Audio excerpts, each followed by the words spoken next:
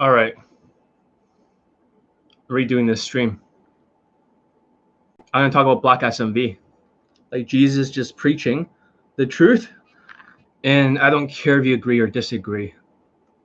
I'm just gonna tell you guys the truth, because I've taught so many Black students. I got so many Black students laid, and they don't want to make a video testimonial because they're ungrateful. There was Black people making more video testimonials. I get another 10 more. However, let's begin. Let's talk about some real shit here. Some real shit. I'm wearing AP watches because you guys like that shit. John, stop dressing like a Black guy. I can't help it. I'm related to Black people. I'm related to Black people. All right. So, race hierarchy. Okay. I wrote everything as protector status and pre-selection. So what's the difference? And there's a big difference, especially between African Americans and Africans. And they are treated very differently in terms of SMV. So having taught so many students. So a lot of times you might be thinking, well, there's not a lot of people here because they don't care.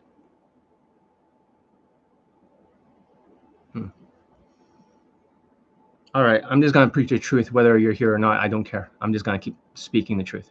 So, okay. So usually a tall, strong African-American, they usually have a lot of height and muscles, and things do not change that much from evolutionary psychology.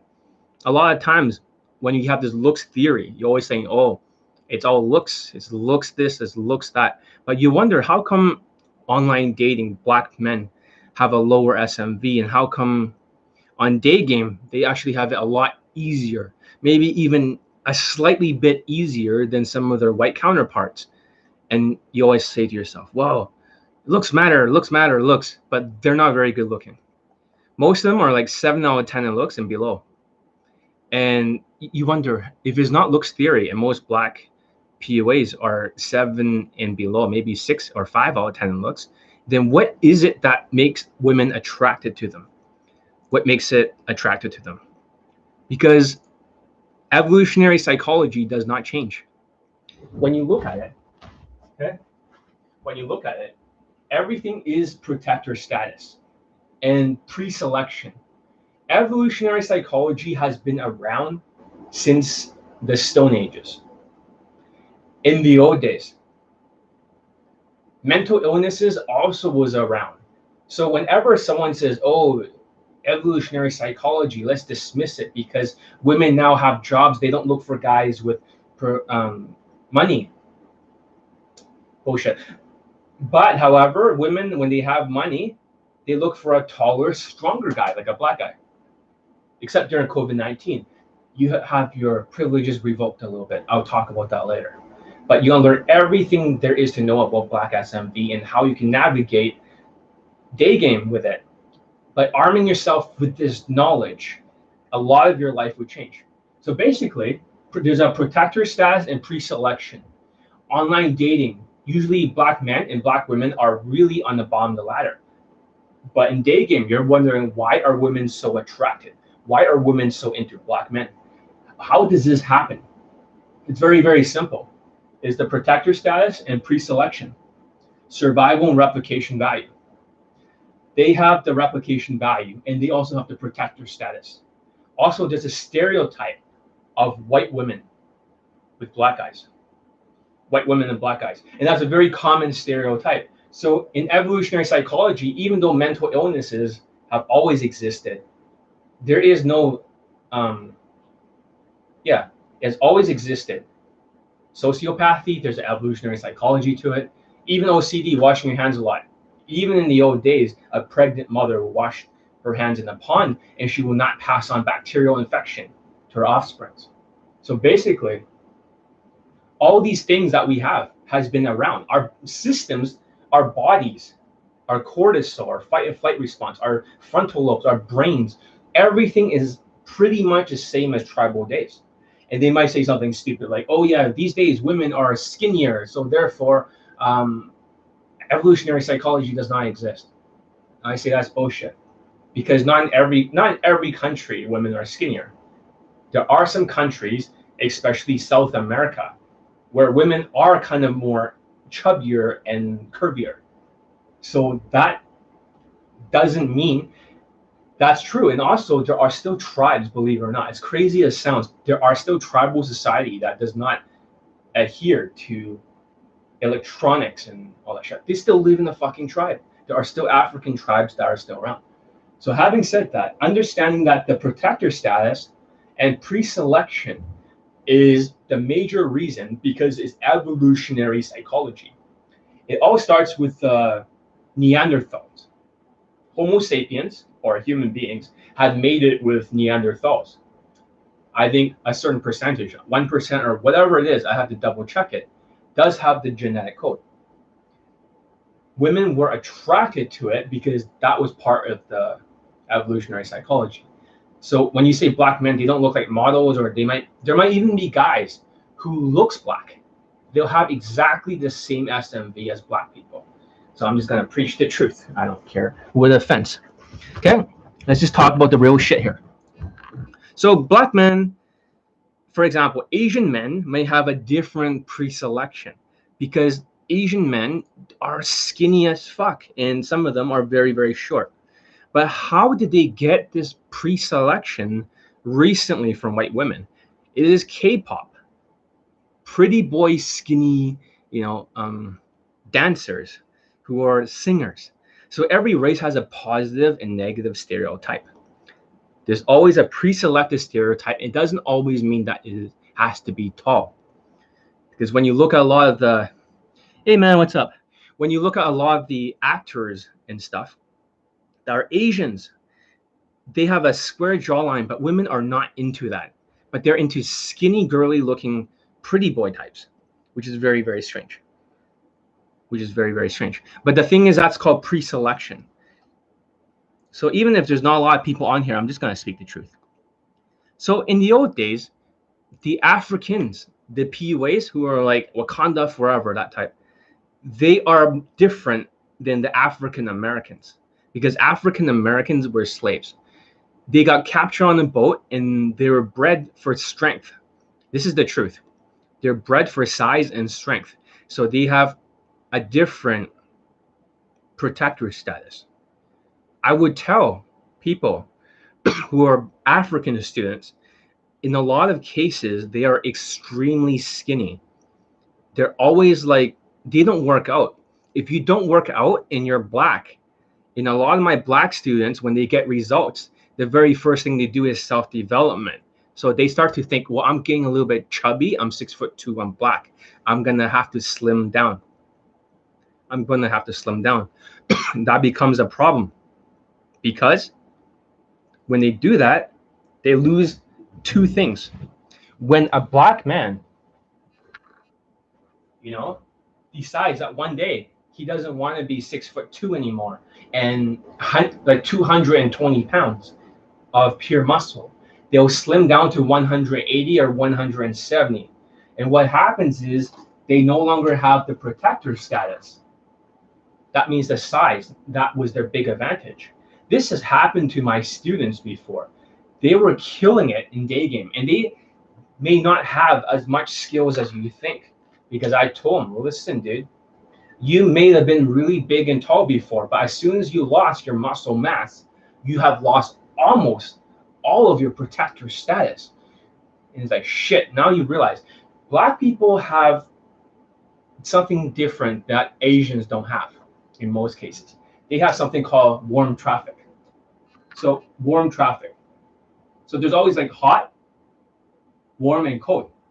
So when a black man walks up to a woman with big muscles and height, they always say, oh, she's initially, this is what you hear from Justin Wayne and these kind of black looking people. She's not initially into me in the beginning, but they're hot and bothered by a tall black man because they usually think protector status with some pre-selection and a long dick.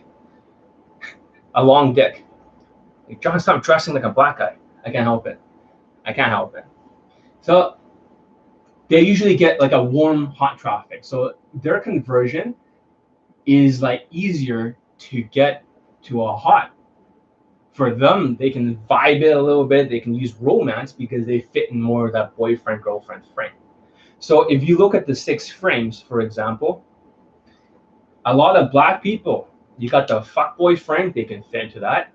You also got the boyfriend girlfriend frame, and this is where the pre-selection comes in. They fit into pre-selection extremely well, just as well as any other person.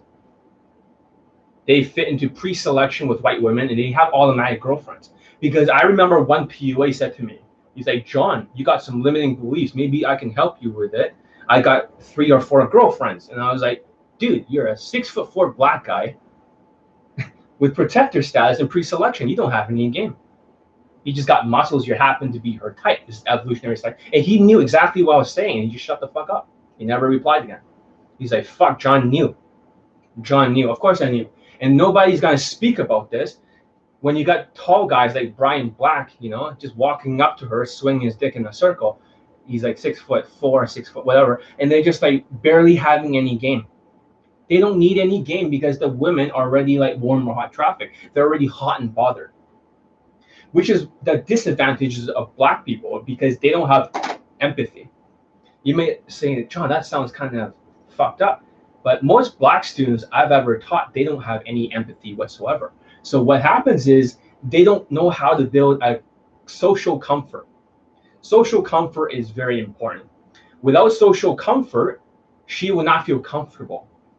So that's the biggest advantage. I had one student, I think he's African, not so much African American.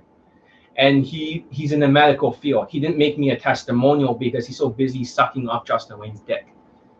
And that's the problem. A lot of these black students are very sheepish. They are into worshiping other dating coaches.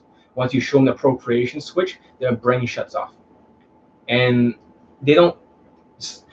There's a lot of stereotypes regarding black students. And in my experience, I don't think a lot of them are true.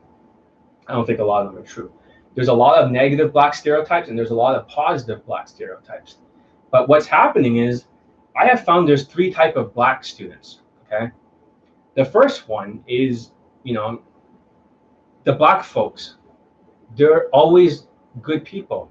They work as police officers, military and correctional facilities, doctors, shit like that. So the black folks are usually, and they have a prestigious job that helps society.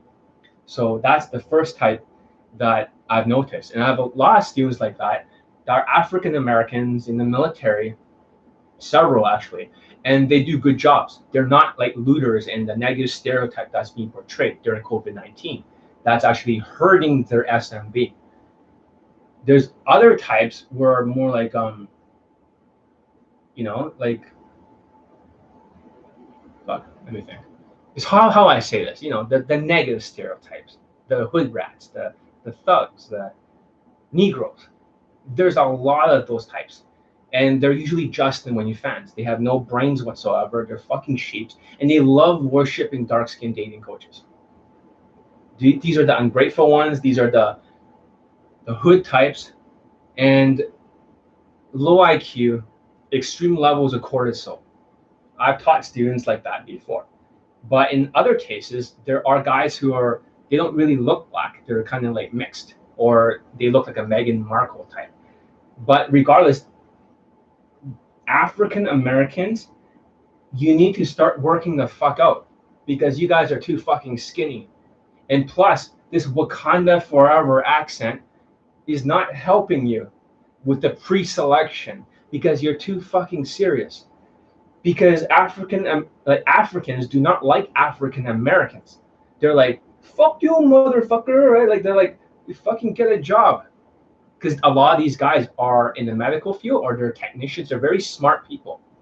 The Africans have to be smart in order to get over here without a boat. And the African Americans, however, they're bred for size. The Africans, if you're not working out, I want to say, like, stop being a fucking smart nerd and build some fucking muscles. Because without the protector status, you are really fucked. Let's see what they're saying. I'm just gonna spit the truth here. I don't give a fuck. How do you get pre-selected as an Indian dude? Look like a black dude, dude. Western women love thugs. Why? That's a good question. Why the fuck would any woman like gangsters and thugs wearing expensive watches and, you know, fucking black clothing and shit? Don't mind me if I dress like a black guy today, you know?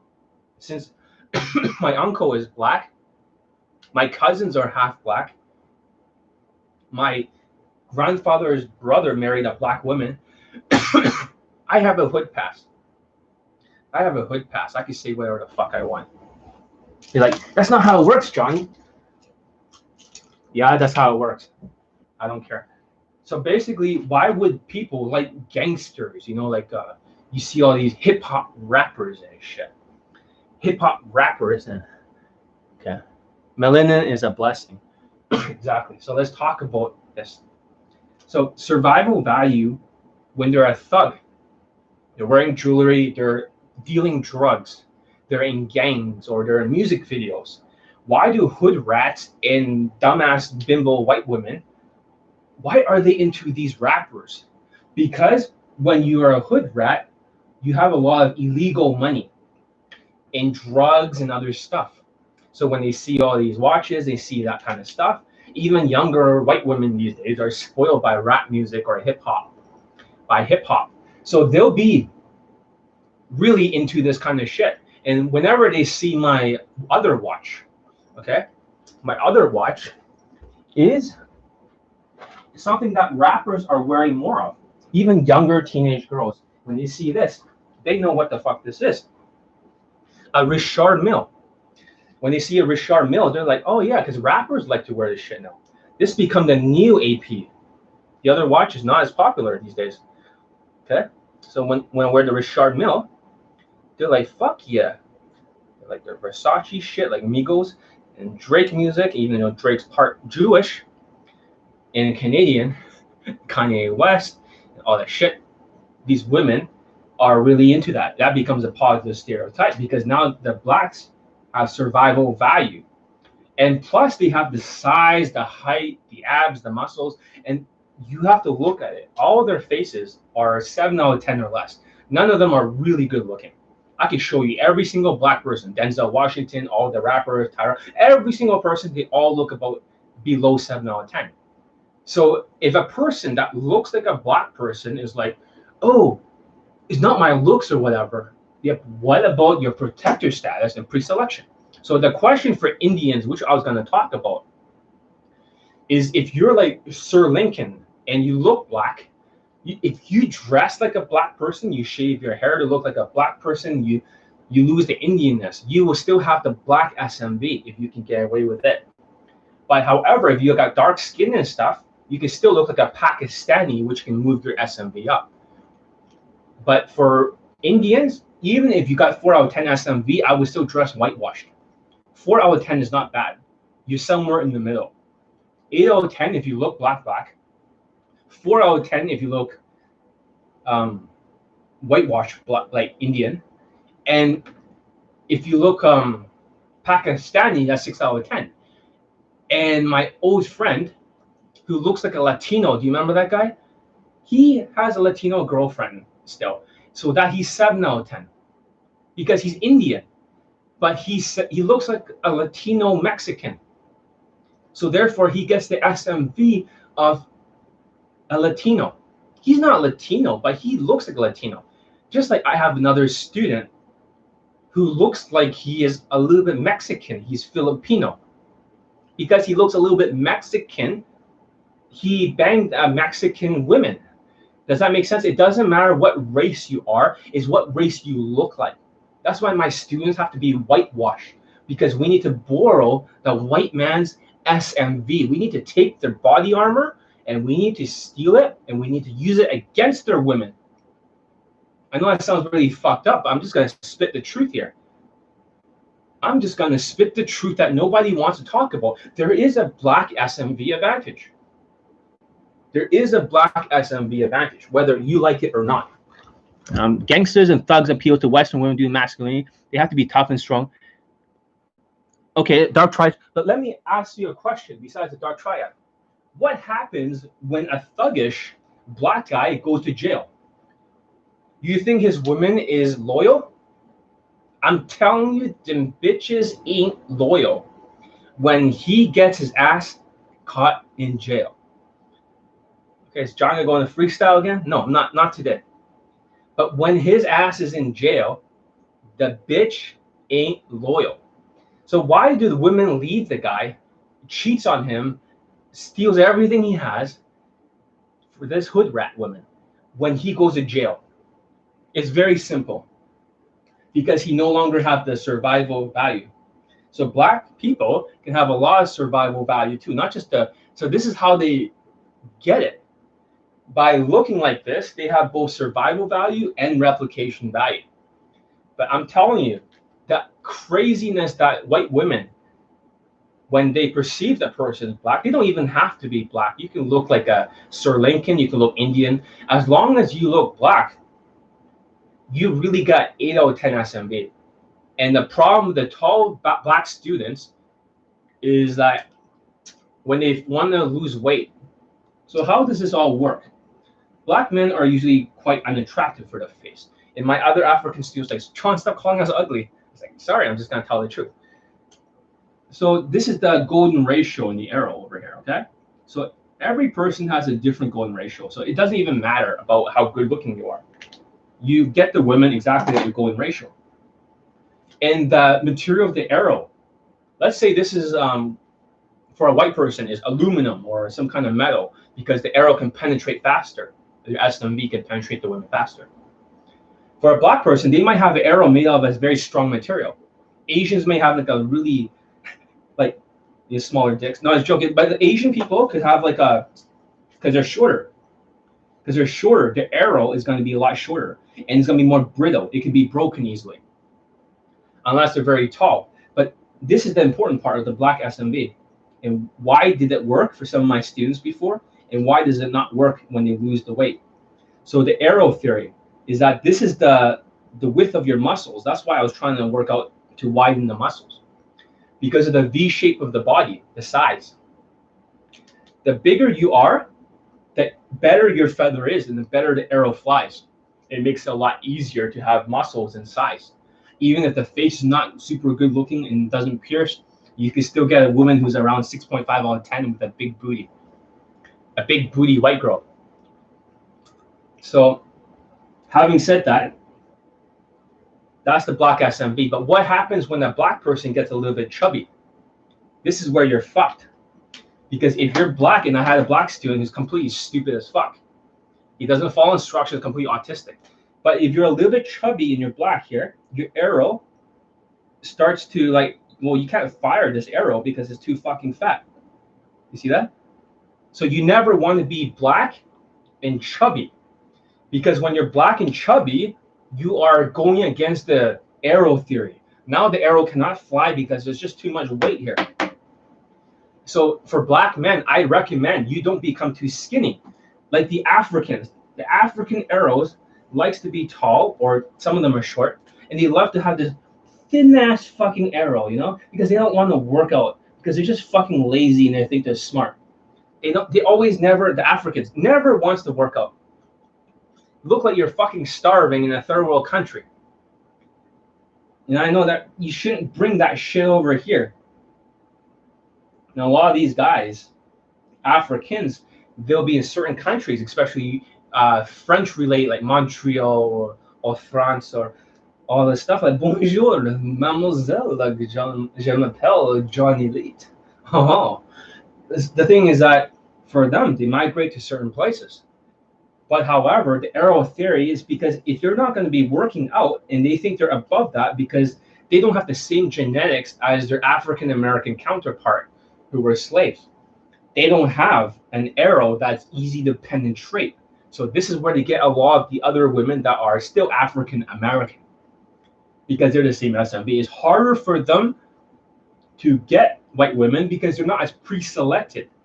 You don't see a lot of guys with these African accents going on rap music videos and saying, "Oh, Wakanda forever, I take over Africa, them bitches love me." The thing is that that's not pre-selected. So every race has a positive and negative stereotype. So for Indians, if you have a curry Indian stereotype, that is a negative stereotype. If you have like a, you look like a different race. So rather, I heard another stupid thing is that they say the only way to improve a race standing is to create a positive stereotype in the media. That's only partially true. It's only partially true. I would say that's bullshit because they try to create positive stereotype Asian guys in Hollywood, and look how well that turned out.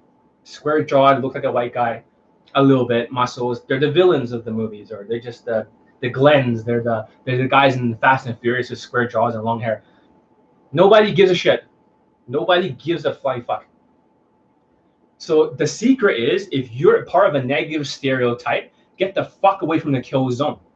Because if you're a negative stereotype Asian with the hair down and you're like, hi, how are you? I thought be Asian. You better not look like a thought be Asian during COVID-19. And for an Indian guy, don't look like a Korean Indian. You could shave off all your hair and work out. If you got dark skin, look like a black person. Now your SMV is 8 out of 10.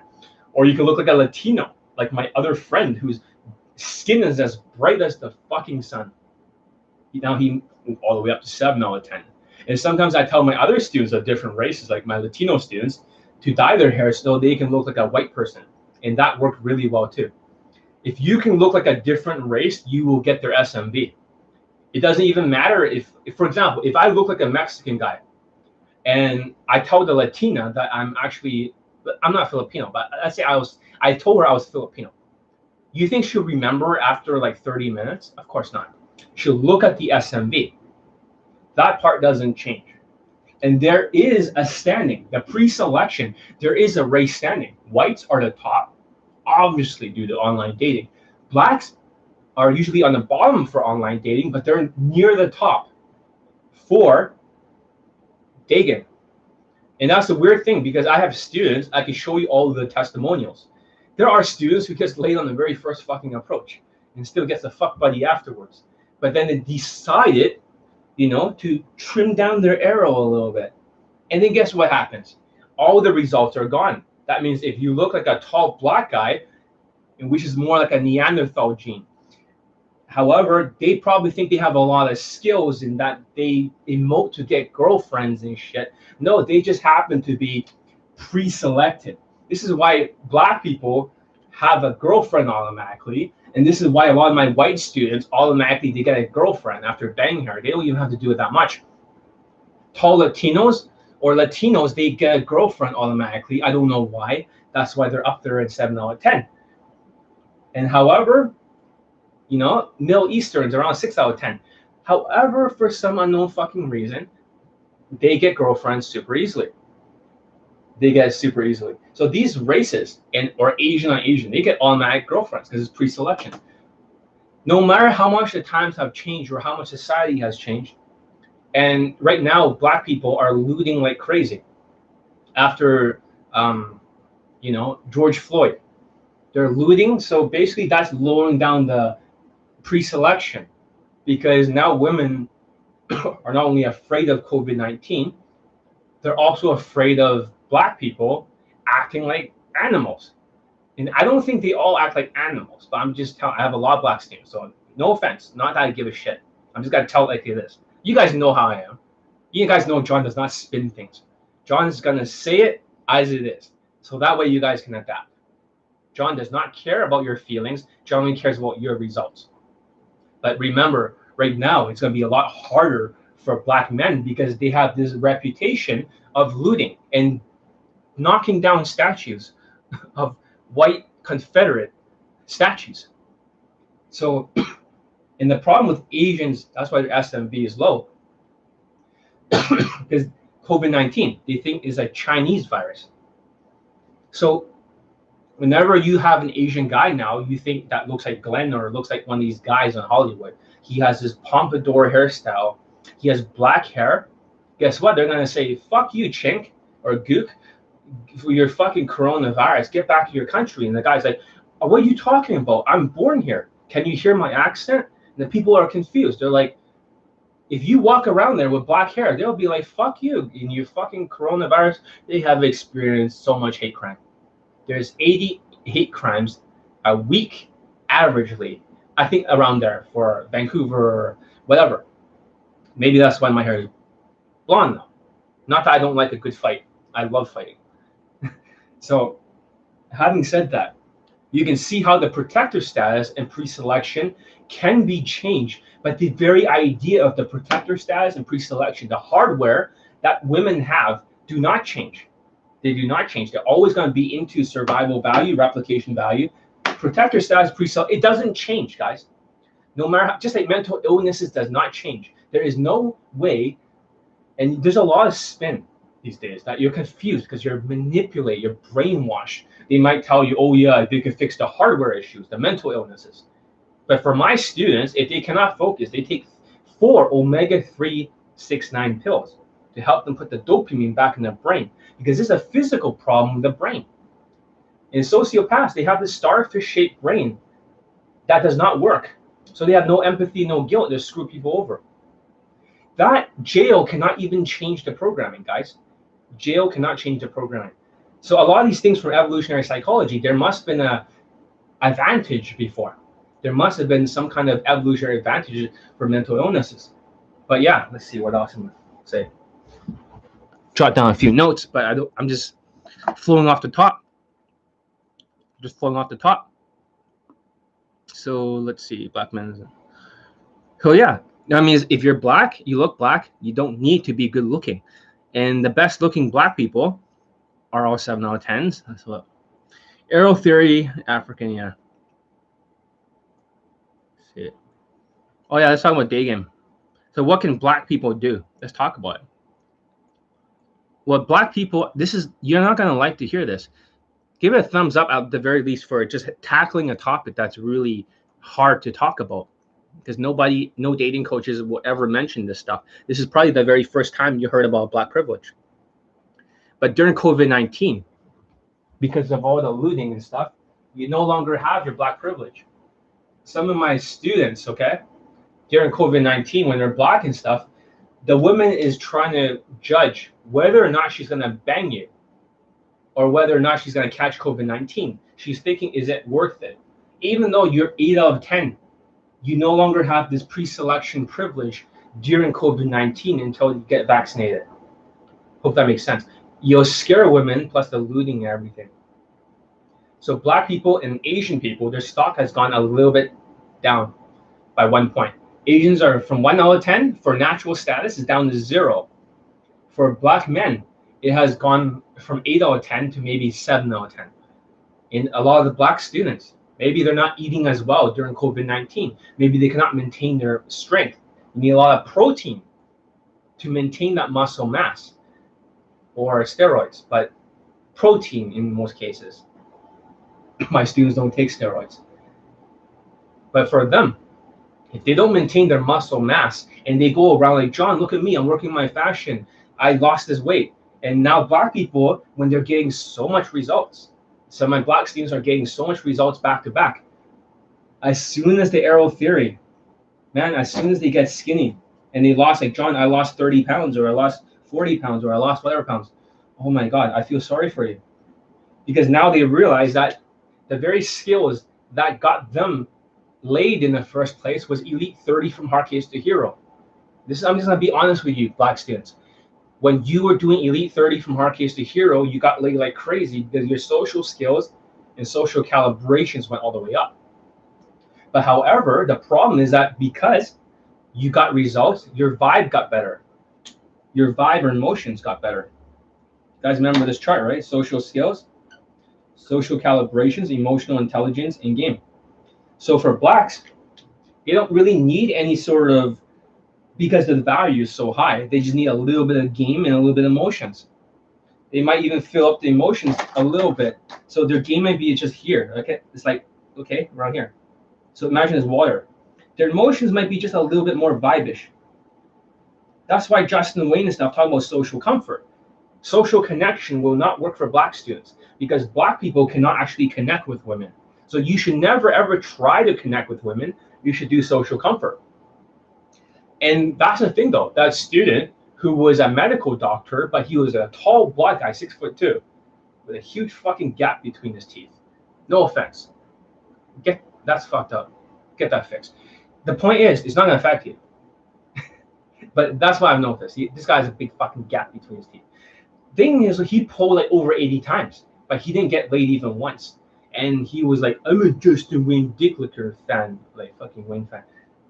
And he was like, John, can you fix this for me? And I was like, you're talking the best dating coach in the world, or Daygame coach. And I was like, of course I can fix it. And over a course of one Skype, not only did I fix it, the social comfort fixed things. Because now, rather than scaring the shit out of her, you have a little bit more social comfort. So the emotional, that means for Black people, if this is the value, right? Value, right?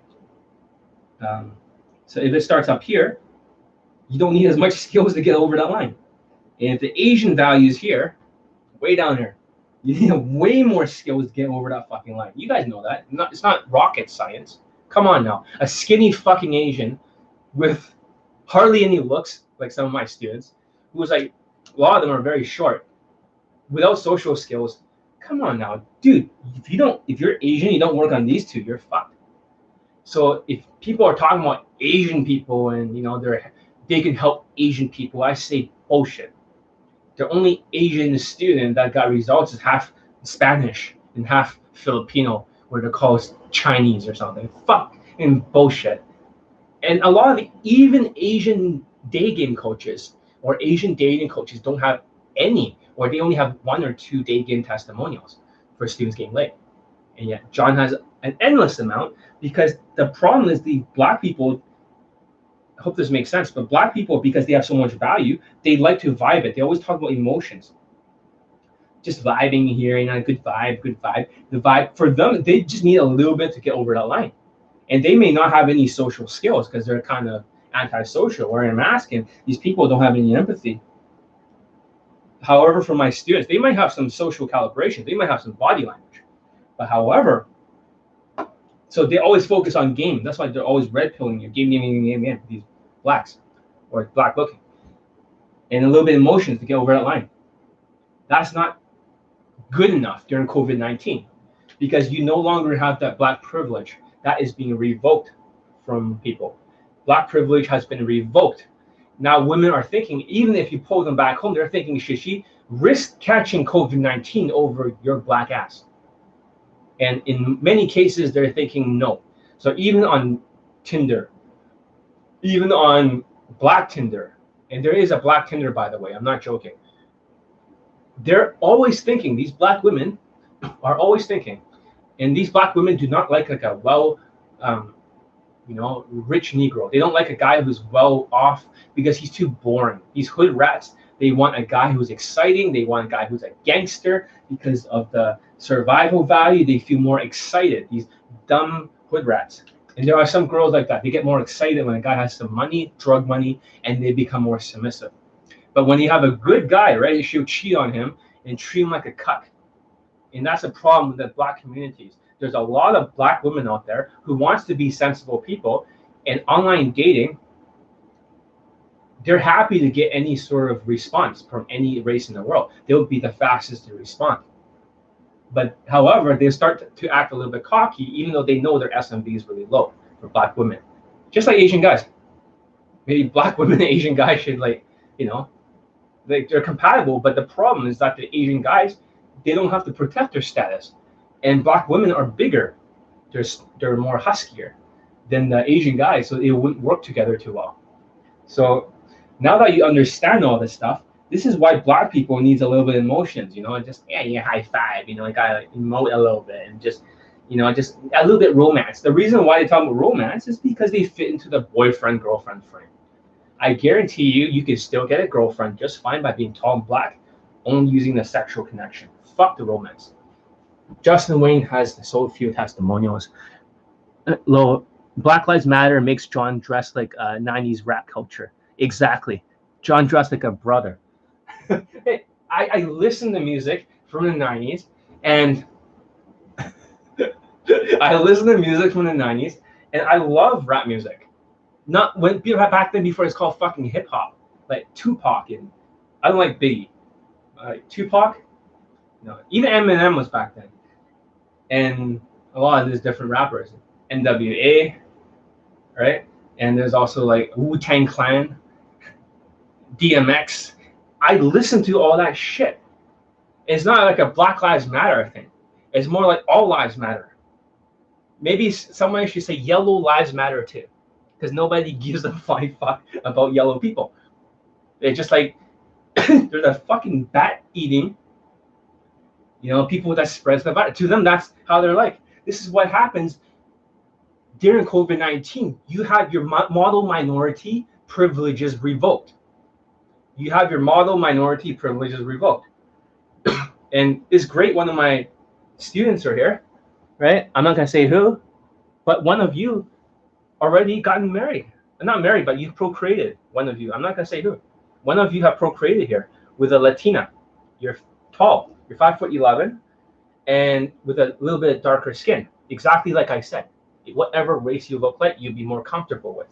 And height matters for Latinas. If you're a short Asian, they'll flake on you. They like protector status. Wide hips, like big height, or wide shoulders. It's all a science, guys. There's no theories behind what I'm saying. There's no spin. There's no theories. This is the first time a day game coach has called out the black privilege ever. First time. So for this student, I remember he used to get picked on by self-proclaimed high leg counts guy every single day, mercilessly. Picked on all the fucking time. But however, when he trained under John Elite, guess what happened? He kept getting results. Which is funny, because you can't pick on a person who's already procreated and got results.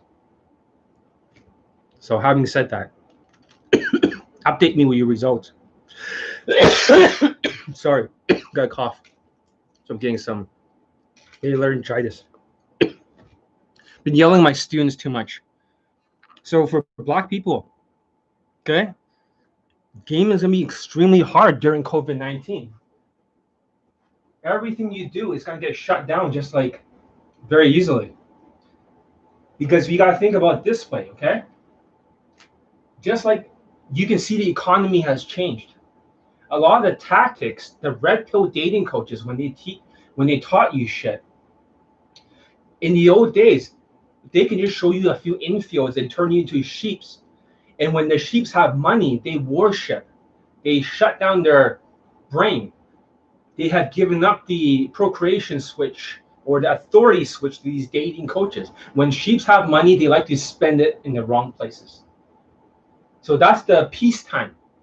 The wartime, however, has a different economy, because when I was, teaching, during a time, my copywriting or my marketing or whatever, I don't know how to market, but I have high income skills. It wasn't working as well around like March. This is where the lockdown starts to happen, and I have to pivot. I have to change my business model and stuff. So there's a wartime and peacetime. It's the same with blacks. During peacetime, women are so validated because they all have jobs because of survival value. All women had jobs before COVID-19 because they want to support their stupid sheep colleges, which cost $50,000 a year. Now you can do online, which is a complete scam because they're sheeps. And they want to look for a rich sugar daddy. However, women no longer have the survival value during COVID-19 because women are not coming back to the jobs. In the old days, women will work. Now, because of what we call CERBs, the payment is like Canada has a stimulus check. You still have to pay it back. It's called CERBs, C-E-R-B-S. I'm not under CERBs, ever, because I don't believe in socialism. But the problem is that women are getting $2,000 a month to spend on makeup, to spend on food, to spend on being whatever.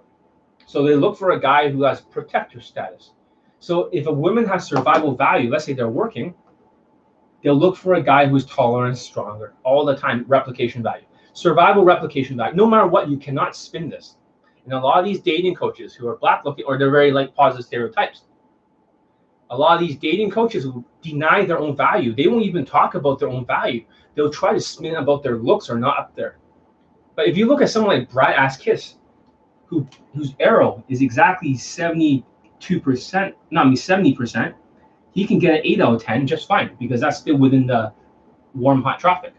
If you go to 10 out of 10, then she's gonna be resistant. Does that make sense? You may say he's ugly, but in reality, he's tall. His arrow is made of aluminum. Okay, aluminum, and if he worked out a little bit more, this thing will be bigger. However, that's enough to penetrate 100 lays in Daygame. And of course, after the COVID-19, I may consider going to different countries and filming 100 lays for everyone. Maybe I'll even release it for free. Or maybe I'll make it a product. I don't fucking know. I'll show you. Maybe I'll go to the easiest country in the world. I'll go to Thailand. I don't care. I'll just bang a fucking 4 out of 10, 5, 6, 7, 8, 9. I can bang them all. My golden ratio is 82%. And then afterwards, I'll come to the second easiest country in the world, which is called Berlin. After that, maybe Eastern Europe. But Vancouver is the hardest by far. It is an unforgiving place in Vancouver. There is no pre-selection for Asian men because all you see is tall white guys and Asian women. You don't see the other way around very often.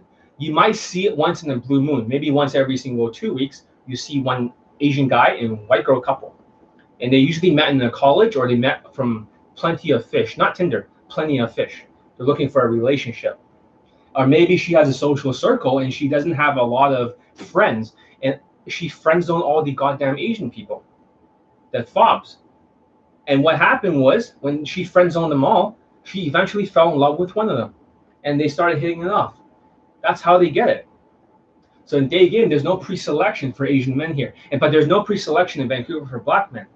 Black men are not pre-selected here. There's not that many black people, and black people only goes with black people. So if black people like Jocelyn Wayne comes to Vancouver and challenge me, if you want one day, you're gonna lose. In New York, I will lose because there's pre-selection for blacks over there in New York. New York is like a Blackville. So that hope that makes sense. Some places are more pre-selected for certain races. And Eastern Europe is pre-selected for black men, especially Germany. By far, some of the places are more pre-selected. The protector status is so pre-selected because they're exotic. They're exotic. And because the one woman is like, oh, everyone in the goddamn tribe is white, white, white, white, white, white. Oh, tall black. That's different. And she gets horny because he's tall and strong and different. Some women want to venture out of their tribes, just like the evolutionary psychology. There's always that one woman who wants to get the fuck out of their own tribe. And women do not know what they want until a tall, strong black Negro walks in front of them with big muscles. And she might initially online dating says, I don't like black people, negative stereotypes. However, in real life, she's like all excited. She is like now warm, hot traffic because women don't know what they want until it's in front of them. And when there's a tall black guy with a salami penis, right? That is like a fucking 12-inch penis. She gets a little bit excited.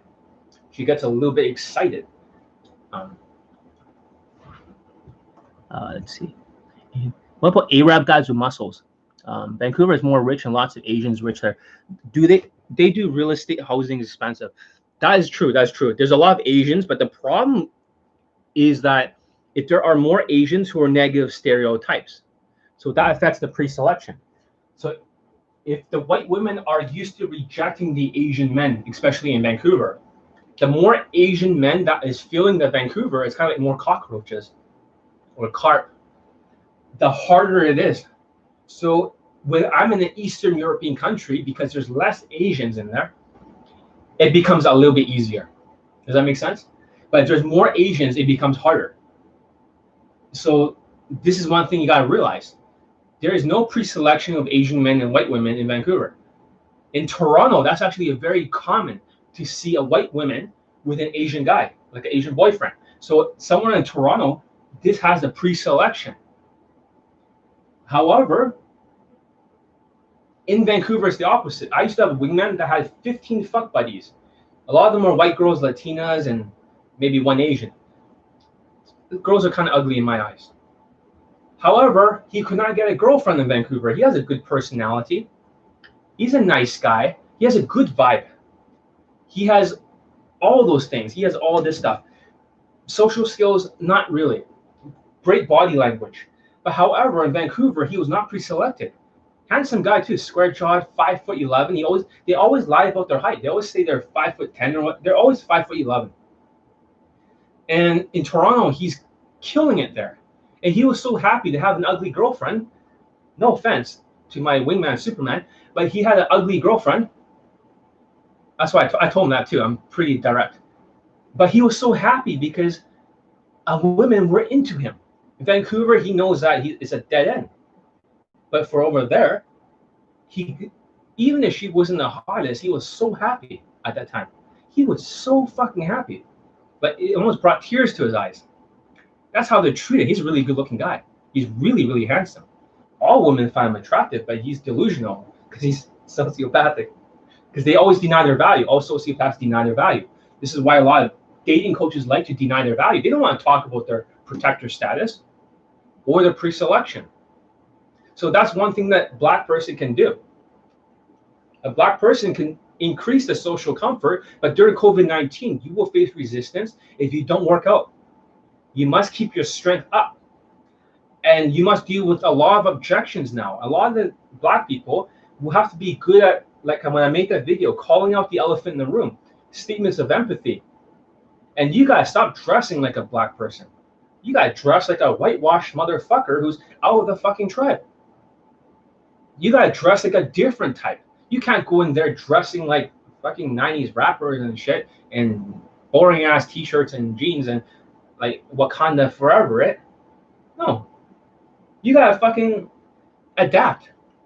Because any sort of fear, the woman's in a constant state of fear, and which is exactly like evolutionary psychology, because our system, our brain over here, there's a walnut here.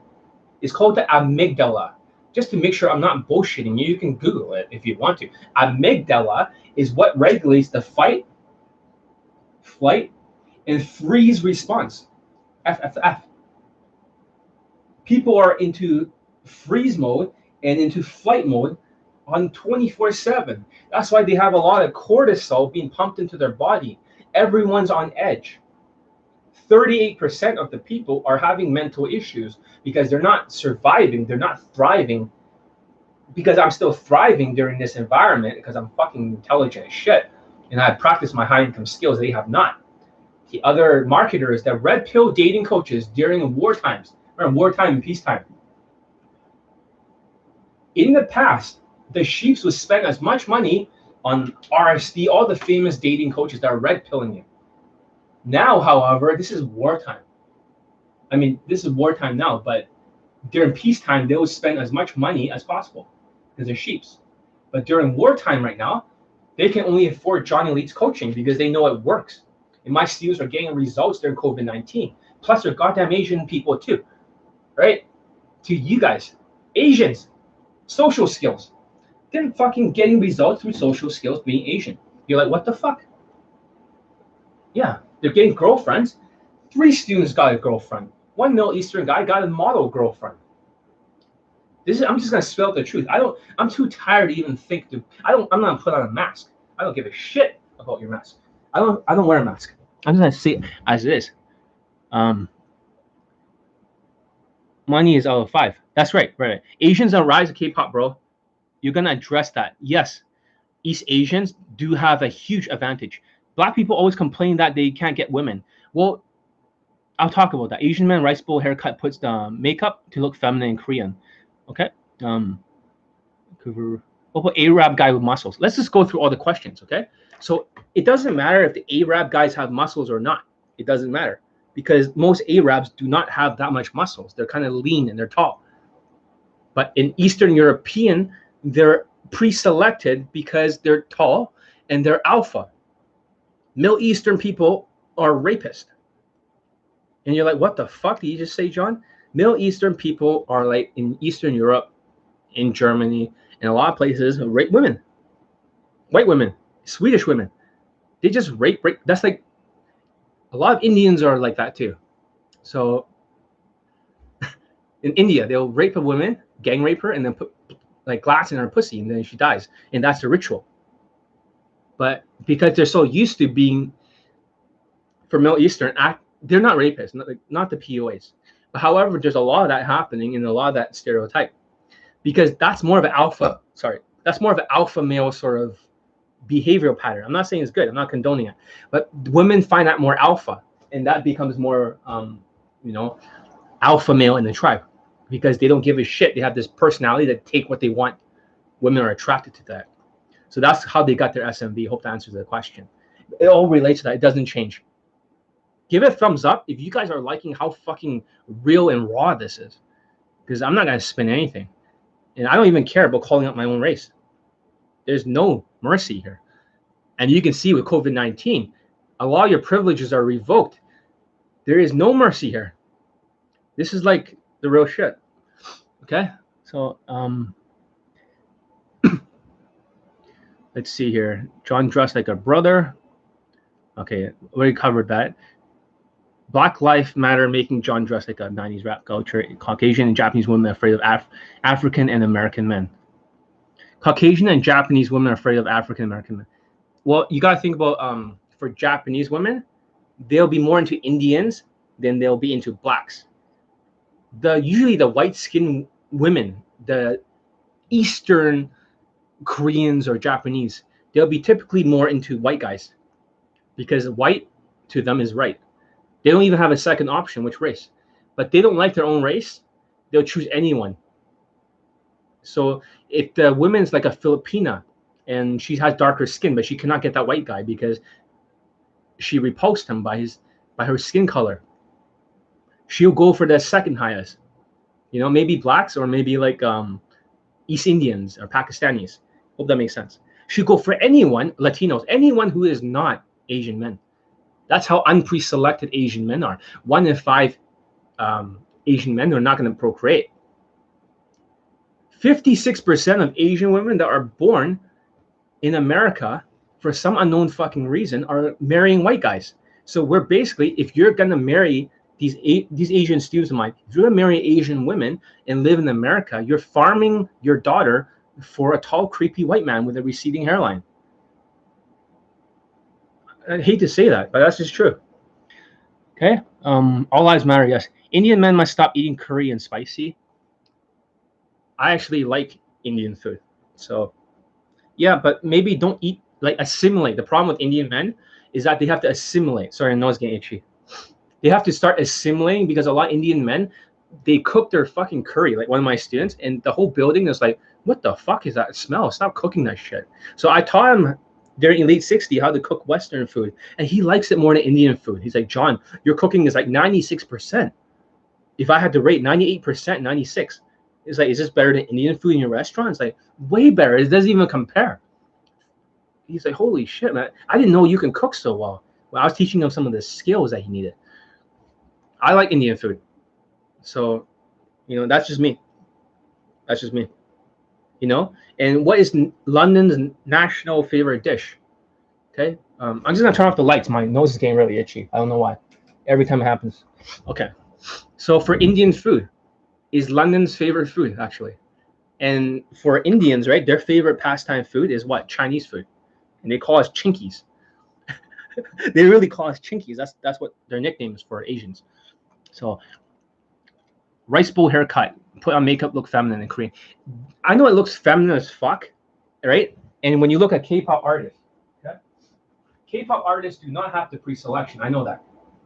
I mean, do not have the protector status. They're a lot skinnier. Korean actors have the protector status.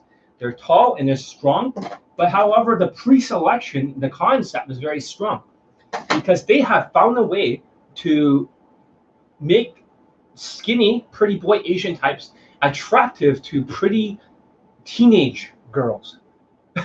I know that doesn't make sense, but when you're a pretty teenage girl, at that particular time, they'll listen to K-pop. So, or they've been exposed to K-pop. So they'll know about the culture.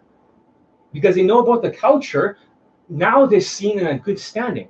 But you're wondering, how come Asian men are not using the protector status like Hollywood actors? They don't give a fuck. You can be a Hollywood actor or a model or a strong Asian guy. You can swipe right on Tinder, like another model said, Kevin Kreider. He's been swiping for 2 weeks and he didn't get a single fucking match, being a good-looking, square-jawed, Hollywood-looking model. So, but the K-pop, the pre-selection in evolutionary psychology, because when other women see girls see other girls like K-pop, they're automatically gonna like K-pop artists, even though it's feminine. It is still considered masculine. That's where pre-selection comes in. So, hope that makes sense. Black people always complain that they can't get women. It depends on black people. Black people have the highest SMV, or not the highest, but next to white, but they don't know how to utilize the SMV. Just like I said with the other student, he pulled 80 times. The biggest weakness of black people is that they have no ability to build social comfort. They have no ability to build social comfort. And because of that, okay, cool. Okay, this is my other student. So he's gonna get Chino. He's a black student, but he looks like a white guy, like Meghan Markle. He lucked out genetically, but he's a little bit short. I'm gonna get him laid. So, cool. All right. Right, lifestyle is more important than money. Sure, because lifestyle fits in under status. Okay. Girls like masculine. Well, it depends. Like, I hope that answers your question. YN. John, you need active super chat, bro. I would 100% support. Yeah, but money is not a problem for me. Like, you know, it's fucking what do they call it? There's many different chats where you can put like money and they give $5 here and there. I don't give a shit. John is the only dating coach, because I'm not red pill and teaching you guys the truth. I'm still getting clients and I'm still getting students laid. They're not getting any fucking students laid in Daygame. They don't even know how to get them laid in Daygame because of COVID-19. Because red pill does not have enough skills to get them laid. Social skills and social calibrations is what's getting the students laid. Okay, next one. Let's see. Do you have examples of Asian men who have done well in the West dating white women in Arab? Go to my site, www.johnelite.com, and go to my homepage, okay? Asian Neil. I can guarantee you that you see more testimonials than any other Daygame coach in the world combined. I am the current world leader by so much. I have if there's a second place, I have more than 50 times the amount of testimonials that they have. 50. And I have, like, compared to Brad Askis, I have close to over 100 times. No, not 100 times, 400 and something. He only got like 2 testimonials or 1. That's the difference between us. So hopefully that, yeah, this page, check it out. Is there example Asian men? Okay. How will you show lifestyle though? It's very simple. You want to use an Instagram, okay? With a good Instagram. Can you guys still see me? I can't see myself. Okay, I see myself. You want a good Instagram that shows that lifestyle, because you can still, with the Instagram closed, you can still turn things from warm traffic or cold traffic to warm to hot. Even if she's on your Instagram, every single time you post a new picture that shows lifestyle or pre-selection, right? You are slowly warming up the traffic. It's almost like an email list. It's like an email list. So for the guys getting flaked on, especially one of my students recently, just by a white woman, and I wrote a blog post about that. He called her out because she was like making excuses not to meet him. And that's what happens when he's not pre-selected, especially when he does not have the pretty boy look. So that's why I told him to work on his protector stats, to build up the muscles. If he doesn't build up the muscles, and he was very short, he has to wear elevator shoes. This is the problem with some of the Asian students. They don't want to work on the arrow theory. The kill zone for Asian is if you're not good enough looking, you're not a pretty boy type, you're not tall, or you're not really buffed, you're fucked. Go for Asian women. Otherwise, don't complain. That's just how life is. It's evolutionary psychology. Okay? Asians are exotic in Berlin too. What was #1 spot in Daygame in the world? Girls see Asians as exotic, can be totally pre-selection. They're out there. Anime is getting popular. Okay, that's a very good question. It's a very multi-loaded question. The best place, it doesn't mean Berlin automatically is pre-selected for Asian men. But the truth behind Berlin is exactly the same thing that's happening with COVID-19 right now with the women. Okay? So imagine this, okay? Because this is going to make more sense to you in your entire life. All of you. Why is Berlin the easiest place on earth? Do Berlin have like a socialism? Yes or no, guys? Of course. Because they're socialists, piece of shit. Socialism. Because Berlin has free money, their universities are free, you get free healthcare. The difference is that you have to give up all your rights. They'll give you a free apartment, free education, okay? All that's free if you accept a little bit of money rather than making more like capitalism. So that's how Berlin works. And so all the women already have survival value. You see that? So they look for replication value. They're bored. They just want to fuck.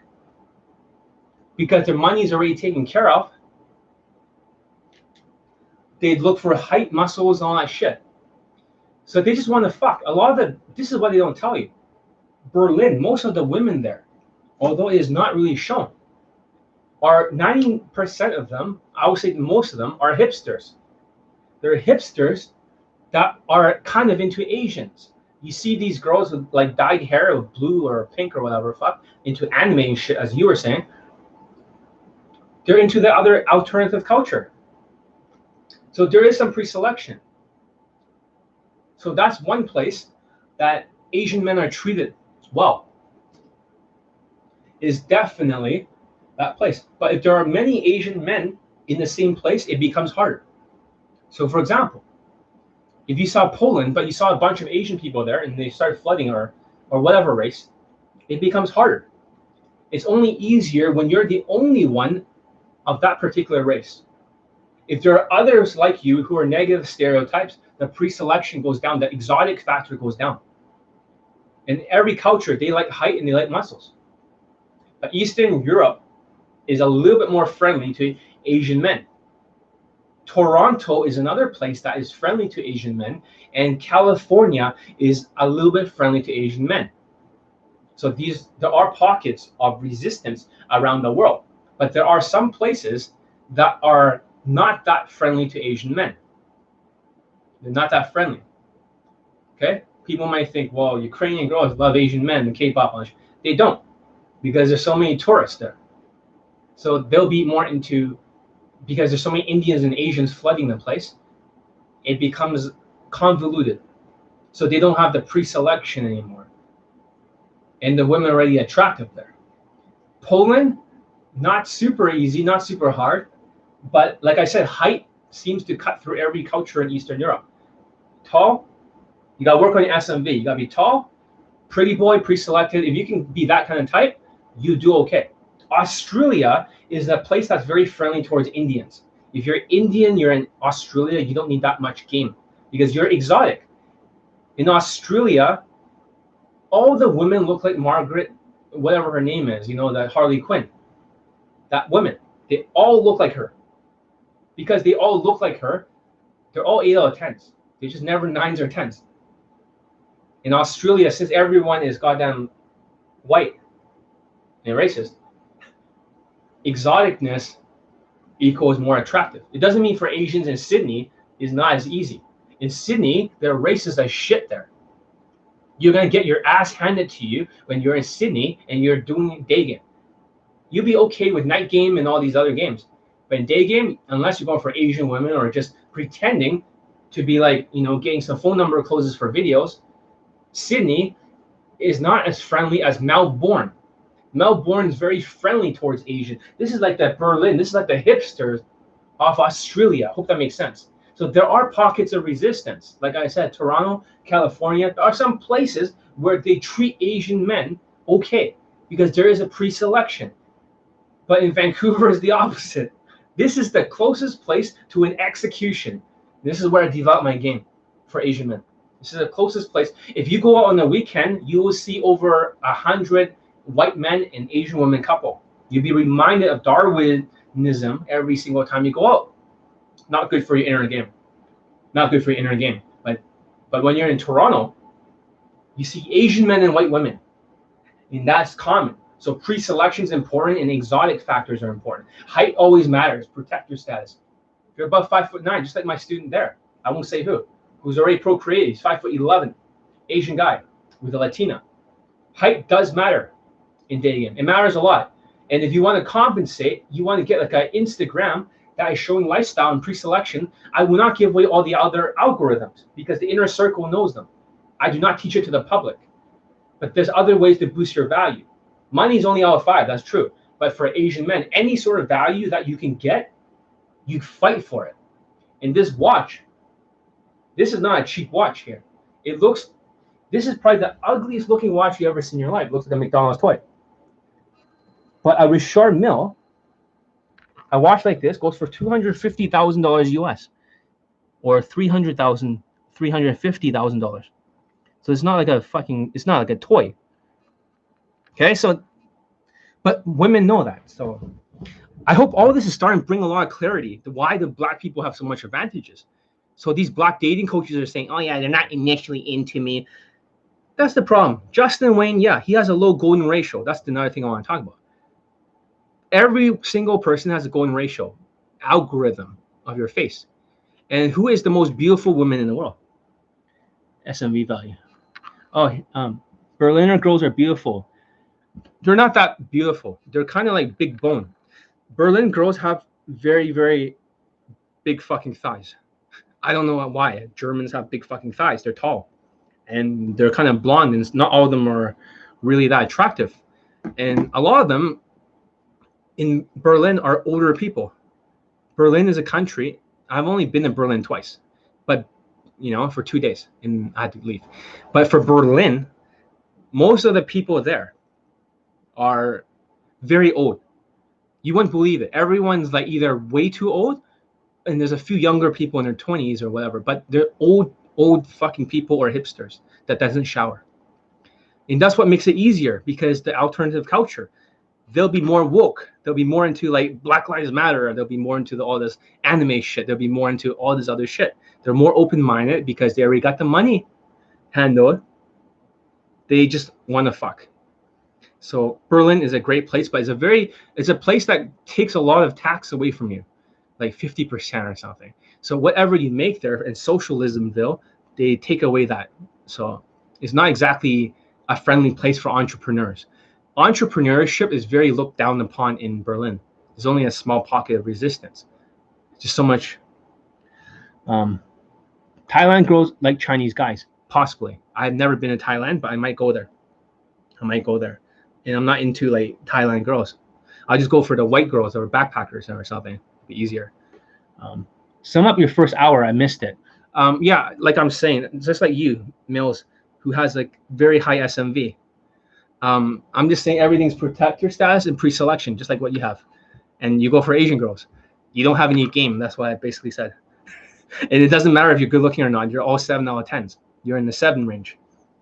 So Denzel Washington, every single actor out there, Wakanda Forever, they all 7 out of 10s. That's what I said, and below. I said Africans are different because Africans are not slaves that have been in the United States in a boat. Therefore, they're more like Asperger's like. They're more like technical jobs, medical jobs. So they have to earn their way here.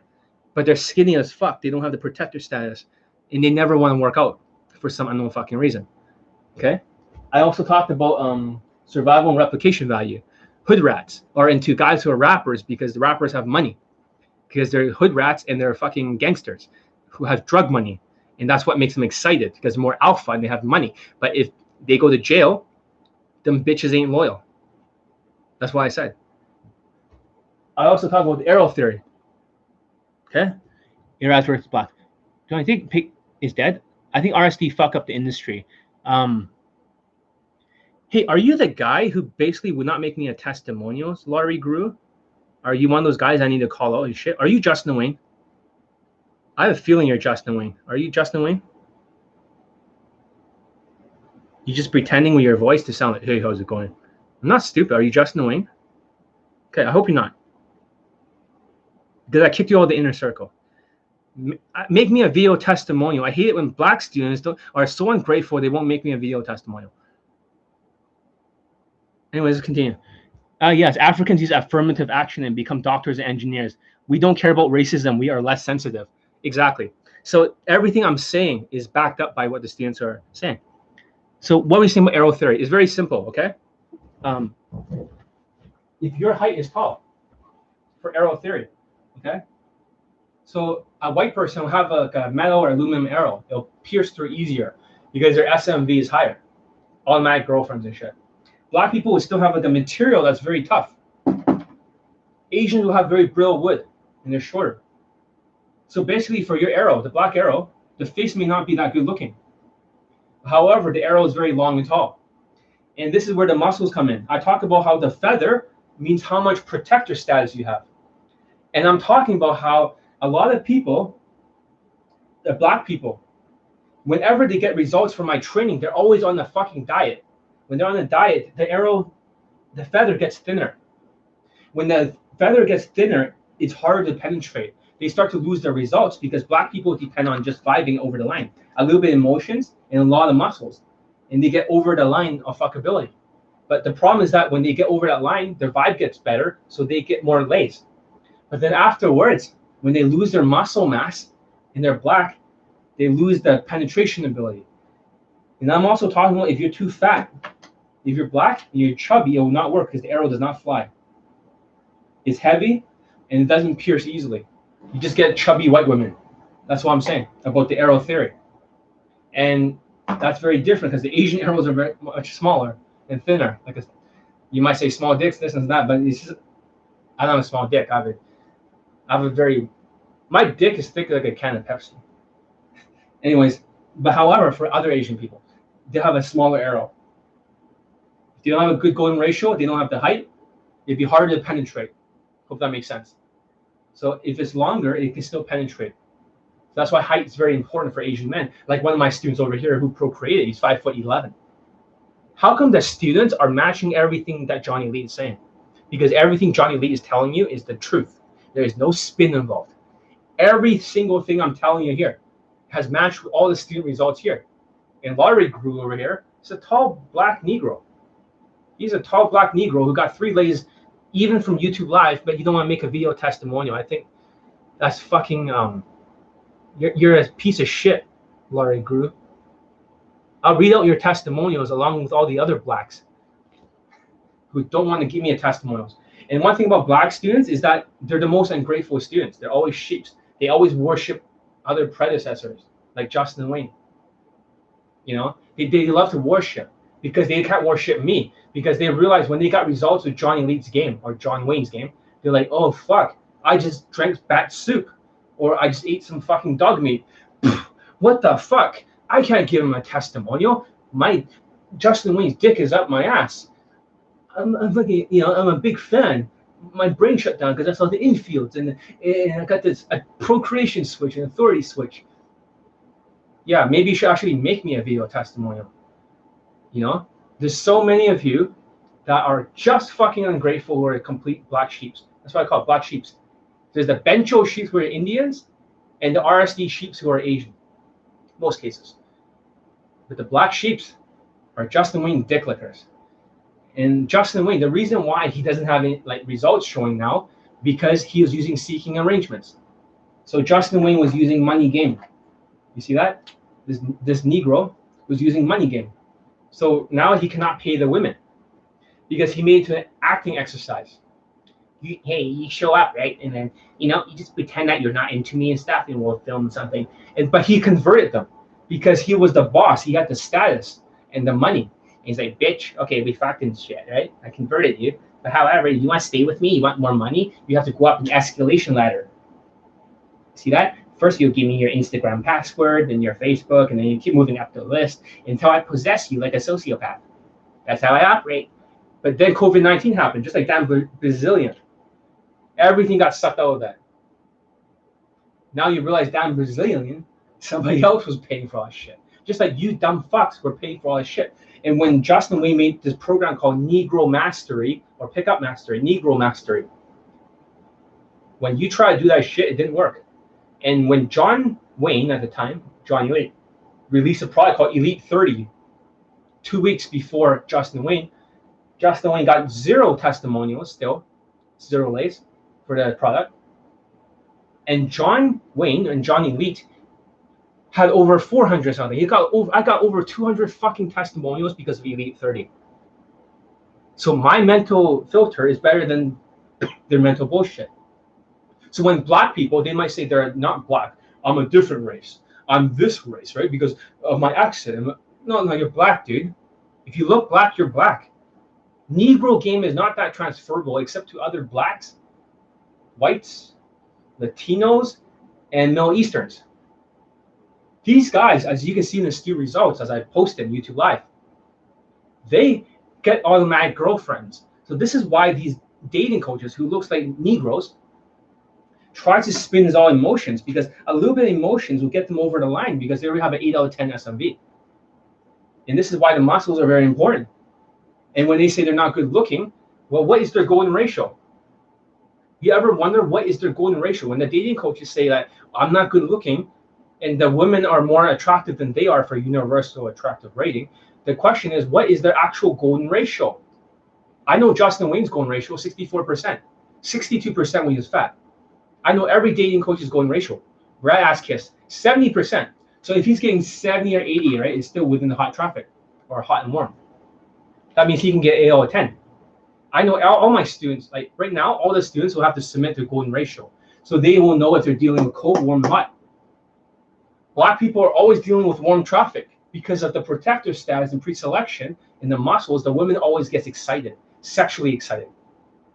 And even if I had like that 82% golden ratio for the face is the physical, this is the attractive for the face.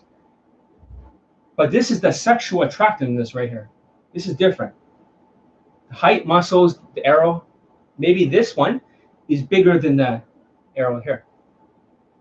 And this is the reason why Brad Ass Kiss, being a tall arrow, white, can penetrate sometimes and miss sometimes because he has a high golden ratio. He's 70%.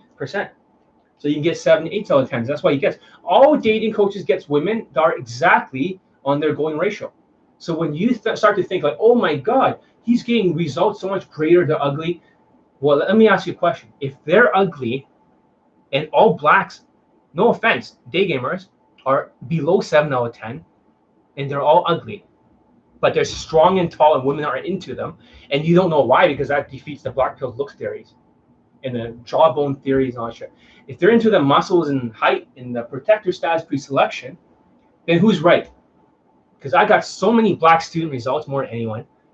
Even Justin Wayne's black. You can even get a black student late. He only got only instructors that are black or black looking gets laid on his train. And he has an instructor that looks like the Predator with a big dreadlocks and shit. That's all he can get laid. It was a strong guy with protector status. That's it. That's not even game. That is something else. And when black people, when you lose your protector status and you lose all that arrow theory in COVID-19, they no longer think that, this is wartime. This is not peacetime. This is not like black dick time. You lose your black privilege. Guess what happens? It becomes harder in the game because you're wearing a mask over your black ass looking, bald, tall, strong head. Now you're walking around scaring the shit out of people. And this is what's evolutionary psychology. You can't defeat it. It doesn't change. Society can change, but these concepts will never change. Now I explained everything. Let me see any more questions. If Johnny Lee was black, he would be 10 times more popular. Yeah, exactly. Rappers aren't rich. Most live in poor government housing projects and pays rent. Rappers is true. Most rappers, they actually get like an industry fee. So what happens is that the industry, whenever they work for a label company, will give them an advance of $2 or $3 million. So what do these black rappers do? They start buying these kind of watches because it's $250,000, and they'll be like, I'll put that on my check.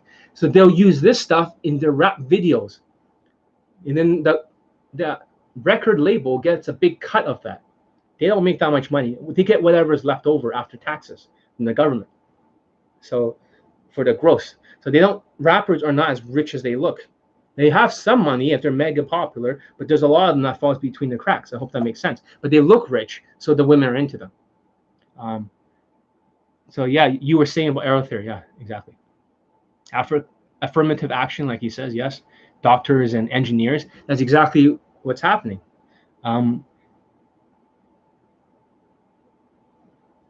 I think you're paranoid of Justin Wayne. We don't fear that man. God is on our side. I don't care about Justin Wayne. I'm not paranoid about Justin Wayne. I don't think he has any game because just like Dan Brazilian, as soon as COVID-19 hits, his whole funnel of bringing women from seeking arrangements and job scams has collapsed. Now he can't bring them back into this funnel because the sheeps are not manipulated. I'm not afraid of Justin Wayne. But yeah, I just suspect the other student was him because he infiltrated inner circle. And he doesn't really have that many pictures on his Facebook. I remember Justin Wayne showing up in my infields and trying to take credit for shit, trying to steal credit. And I say, listen, you didn't close a woman in less than 15 or 10 minutes, pulling 2 blondes and banging one in the bathroom. So shut the fuck up, Justin. Shut the fuck up. You can't do that. You can't do that. So, let's see. Okay, I want demolish Justin Wayne and picking out women. Yeah. One of these days you should come to Vancouver or something and challenge me. There's no pre-selection here. He'll beat me in New York, but I'll beat him here. So I want to call Ice Evan Justin Wayne. His real legal name. Well, actually, his real name is called. It starts with an N. I cannot say it here because I can't review that kind of information legally on YouTube. But he does have a real name. I can just say 2 initials, YN. No, I mean like MN. He said his name on his channel before. MN. That's his real name. My real name is not John Wayne or John Elite. It is Gary. My real name is Gary. I don't go by that name. So, why them? Wow, for what? Why are you protecting Justin? I don't know what he did. I don't know about him like that, not protecting him. White people always be on top. That's the thing. A lot of Asians are still bitter about white people on top because Asians are like, well, we used to have Genghis Khan or we used to be Viet Congs. But they're just holding on to the pride that white people have dominated for so many generations. White people continue to dominate because white people have the most facial expressions. White people are the most expressive. Black people are only half expressive. The more expressive a race is, the more influence and control they have. And I know that sounds kind of weird, but that's one observation. When you look at white people, they're very expressive when they talk. Black people are second. That's why Justin Wayne and all these other people that black look, they like to be expressive. And also, I'm not saying their IQ is higher because Jewish has the highest IQ, but white people seems to have some kind of SMV advantage all the time. There's a white privilege does exist. They're into that. And I'm not exactly sure why.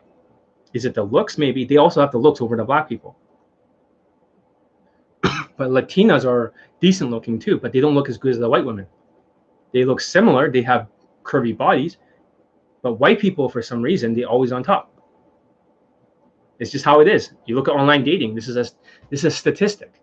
White people have the most response rates. So when you look at who's that guy who fucked you over? Okay, for my student, remember a seeking arrange. What's his name? High lay count guy. Yeah, that motherfucker. When you look at his student testimonials, I think he has 12 now or something. 12 is nothing. I got like 85 or 84, and we're talking about over 400. They get repeat results. All his students, except for one, are all fucking white people. So it goes to show for online dating, white people has the highest SMV. So if he's bragging about white people, just pressing numbers on a calculator for Tinder. What if Tinder actually has an app on the Play Store that it'll swipe right for you, and then it'll set up the dates for you? Then what game is there? There is no game. There is no pickup. Tinder does not count as results. And if white people are that pre-selected and he's bragging about it, why would anyone brag about stupid shit like that? It's like a calculator app that just sort of does his shit, and white people benefit. And the only testimonials he has outside of a white person is a black person. So it goes to show there is a white privilege. There's a white privilege. So it shows how dominant my coaching is because it works for other students. You might be like, oh, yeah, I got 100 students later. They have 100 lay count. Well, you look at my best student. Has 150 lay count day game. Like at that time, he has more now. But with my coaching, 150. You're like, oh, yeah, on Tinder, I have one student with 45 lays. Well, I have a Chinese student with 60 lays. So shut the fuck up. He might have been the other guy's student too. But he also learned from Johnny Elite's Instagram secrets algorithm. They might use his tax game by using Johnny Elite's pictures and algorithms. And he crushed it. So John's smarter. John's day game's harder. That's why it's so hard for him to get Asian men testimonials for any of them. He probably has like 0. Like day game testimonials, he probably has close to like maybe 1 or 2 for all the students, or 0. Just all online. Doesn't even count. At least night game, right? At least night game is pickup. So let's see. Now we're both on Team Elite. Excellent. White girls give me the most attention for some reason. Males, you are a black person who's oh yeah. So for black men, right, they have a big pre-selection with white women. I forgot to mention that. That's why white women give you the most attention, because that's a very common parent.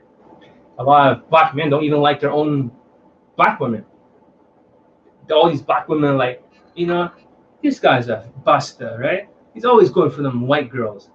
He doesn't like the strong, you know, the strong, sexy sisters, you know, because we have this personality that's like too much. They're jealous. No, it's because that's a very common pairing. So if you always see black men with white women, and you're in Eastern Europe where there's not a lot of black men, they're gonna have a huge pre-selection with white women. Huge fucking pre-selection. We're not talking about Africans, but we're talking about, like, you know, a confident black guy. There has so much pre-selection, it's gonna be insane. It wouldn't even be game.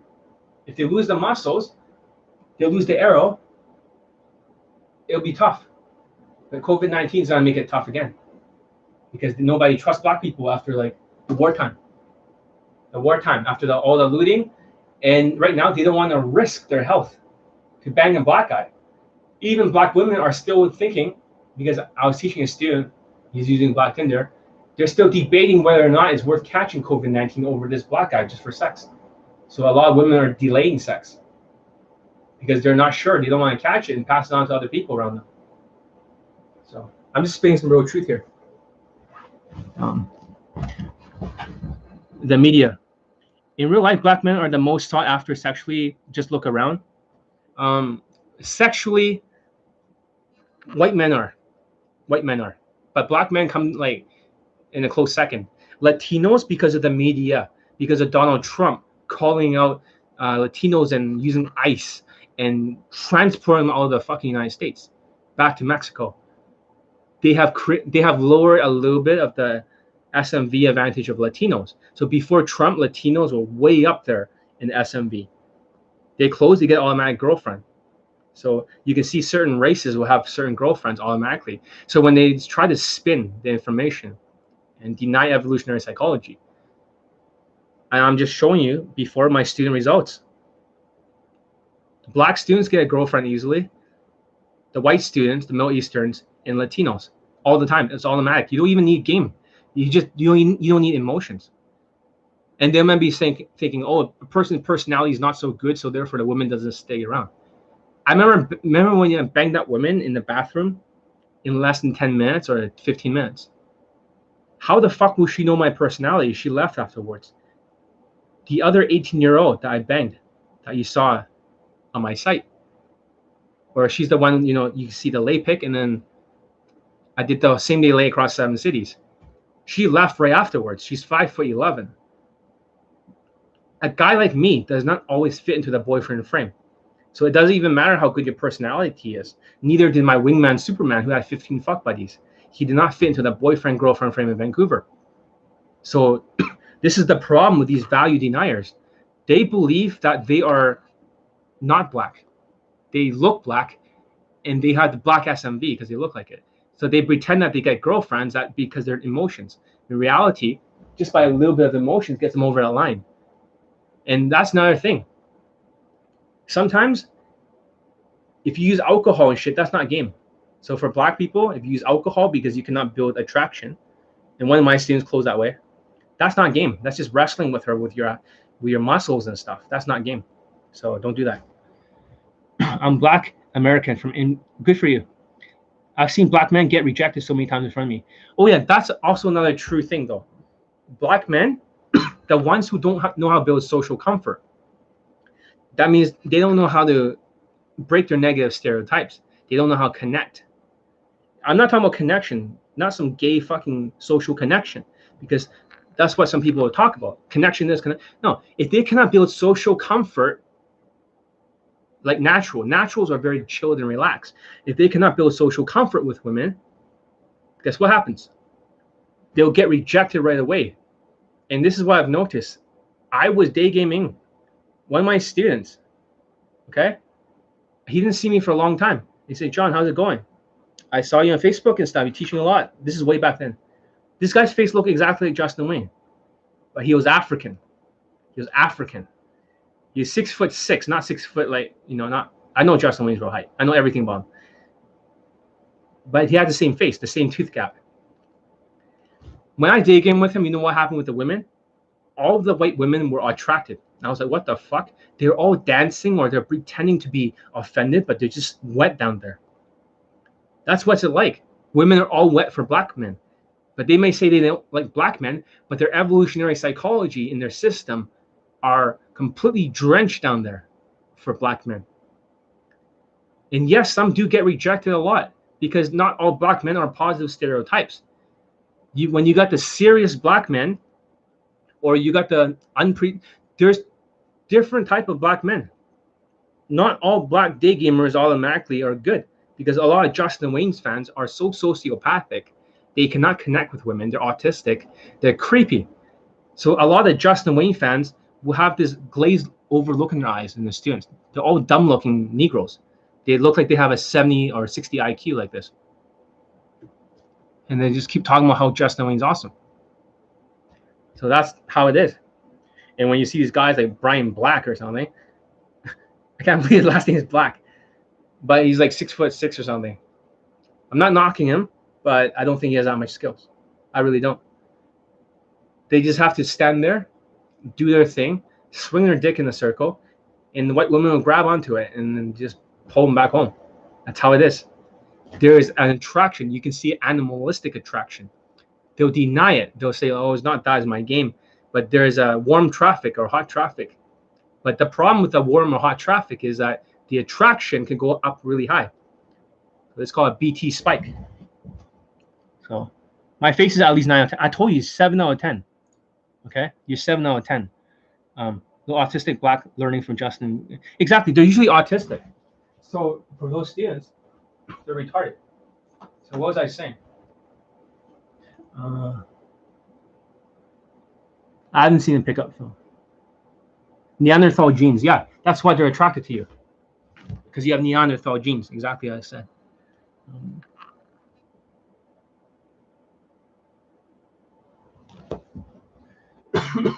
So for black men, if this is the value scale, in the beginning they get a lot of attraction. Maybe we can change the color here.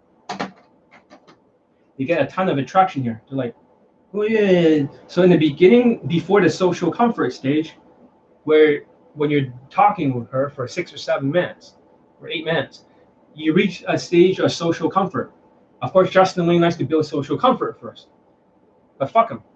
But the point is this: in the beginning, for a black man, there's a ton of attraction. This is what they call a BT spike. BT spike. It means a buying temperature. So the buying temperature is always up there. It's always up in the hot traffic. As soon as a Negro or Negro-looking guy walks right into the day game, they're going to get hot traffic, because that's the buying temperature is way up there. This is why they use a lot of emotions for these black guys, because they want to spike her emotions to get over that line. So this is called BT spike. But once you BT spike, you have to switch over to social comfort later on. Without the social comfort, it's not like a boxing match anymore. It's not about emotions, boxing, flirting, Flirting is like a hook, right? Right cross is like a tease. This is like a jab conversation. Now, I can't really do this because this watch is too expensive to be doing this. Uppercuts a touch. And the problem with Justin Wayne's game is that there's too much flirting and there's too much uppercuts, too much touching. Boom, boom, boom. Okay? And because of that, blacks have to focus more on connection and friendly counter negative stereotype. And being exactly. You have to be dominant, but at the same time, you have to be able to build enough trust. And this is why statements of empathy is very important. Just like when I give the advice about COVID-19, how to open, these statements of empathy call the elephant in the room. You know, I know it's random. You're probably not expecting a tall, strong black guy, a chocolate in your life, talking to you. But I just was curious about you. I know it's COVID-19, and you're probably thinking we're all looting and shit, but we're not. I swear I am an engineer. What's your name? My name is whatever. I know, don't be scared of me. And then she says, okay, and then she'll talk to you. That's how blacks can get over it. You might actually have to call everything out in the room. That's how you do it. So the problem with the blacks is that they have too much BT spike in the beginning. The women just dancing. When you see blacks next to white girls or teenage girls, they automatically start dancing their body like a rap music video. Because that's what they see. And they're excited. That's why the skinny white girl who's like fucking like 16 or 17 years old is just dancing like that. That's how they think. The stupid bird brains. They're just into black guys. Because that's what they see in the pre-selected music videos. Like when they see Migos and they see all this black people, Versace shit. They're selling Versace. And then the BT spike, the problem is what goes up must come down. So later on, for blacks, the reason why they get rejected is they don't get rejected in the beginning. They get rejected at this point before the social comfort because they don't know how to actually connect with women. They don't have any social skills. They have socio skills. And that's why it doesn't work. But the problem with Justin Wayne is saying, I go right to that social comfort here and then just social comfort it. You don't have, and the reason why Justin Wayne does not tease and flirt as much, or he flirts a lot and touches a lot. The reason why he doesn't tease is because black people already are dealing with hot traffic or warm traffic. So he doesn't need to tease. You only tease when she becomes, so if a girl gives you attitude, she goes from warm to cold. So she'd be like, you always talk to girls like that all the time? No, but I talk to like hot girls like that. So maybe that's not related to you. And then she goes back to warm. Because now you give him a right cross. Boom. But he doesn't need to do that because they're into black guys. Black guys need to just do social comfort, but that's the problem. Because his game was built upon like a scam, funnels, and seeking arrangements is not transferable. And when you try to learn other black-looking people's game, which is built on alcohol, it's just all alcohol when they close. Just wrestle with her. When you have a game like that, all of this romantic shit is just disqualified because there's not enough comfort. And if they sexualize it, then they can get the real objections out rather than using alcohol to, get rid of the objections. That's why black-looking people cannot build on my trust. That does not work. That's not game. When you use alcohol to close, that is called rape. That's rape. Like that is a systematic rape, wrestling with her in a country that is lawless. And that's how black people or black-looking people think. But the thing is, you have to deal with the objections when you're black because there's going to be a lot of objections. You can't BT spike it completely. You can't touch your way out, of a Daygame interaction. You can't just touch all day. That's creepy. That's not transferable. And if you're flirting all day with romantic sexual shit, it's because black people fit into the frame of a boyfriend-girlfriend frame. So if the students who are still positive stereotypes who fits there, if they don't use romantic or romantic sexual, and they just go all sexual, and if they bang her enough times, she becomes a girlfriend.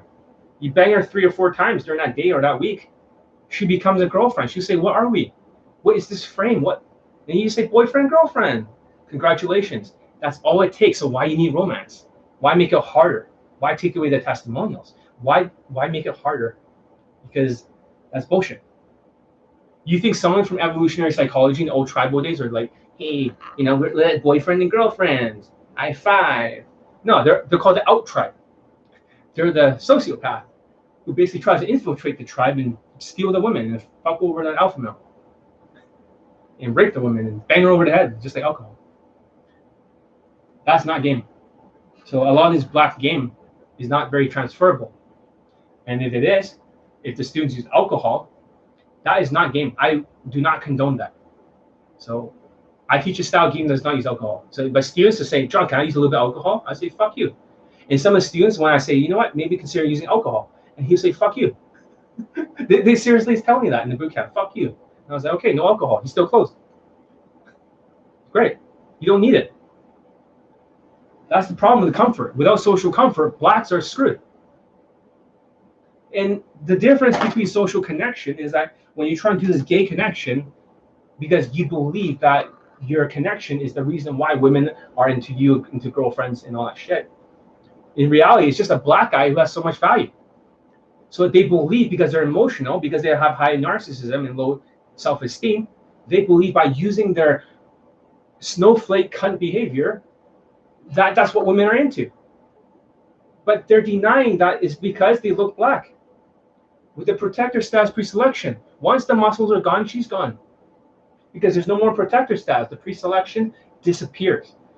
So for the skinny blacks out there, the Africans, work out. Where you're going to get more African women who are the same fucking race as you. This is how it all works. There's no spin. It's just how it is. Whatever you look like, you are the SMV. This is why I make my Asian students dress white. It's that simple. I want you to steal the white man's SMV and fit in the tribe with the women. Evolutionary psychology, no matter how much you try to oppose it, I don't care if times have changed. Because a few months ago, blacks had like 8 out of 10 SMV. After all that looting, after COVID-19, they're like 7. Sorry, but that's just how it is. Outside factors can change, but the pre-selection, protector status, replication value, it doesn't fucking change. And rappers also have survival value. They all have survival value. It all fucking makes sense. There's no spinning this shit. Because when you're spinning this shit and saying emotions, how many black people have any emotions outside of being offended? Dumb Justin Wayne fans, and just that's the problem I've noticed with the black students. They have a lot of cortisol in their system. A lot of cortisol. So during Black Lives Matter, before the protest, whenever a police officer tries to arrest a black man, you know what the black man does? His cortisol, his fight and flight response goes crazy. He's always like, I didn't do nothing, man. He's like, can you show me your license and registration? I didn't do nothing. And then what happens is a police officer is saying, well, there's no accountability, right? There's no accountability, so they'll never get in trouble. So they wrestle with him. Just like black people wrestling in the bedroom with white women with alcohol. That doesn't count. That's not game.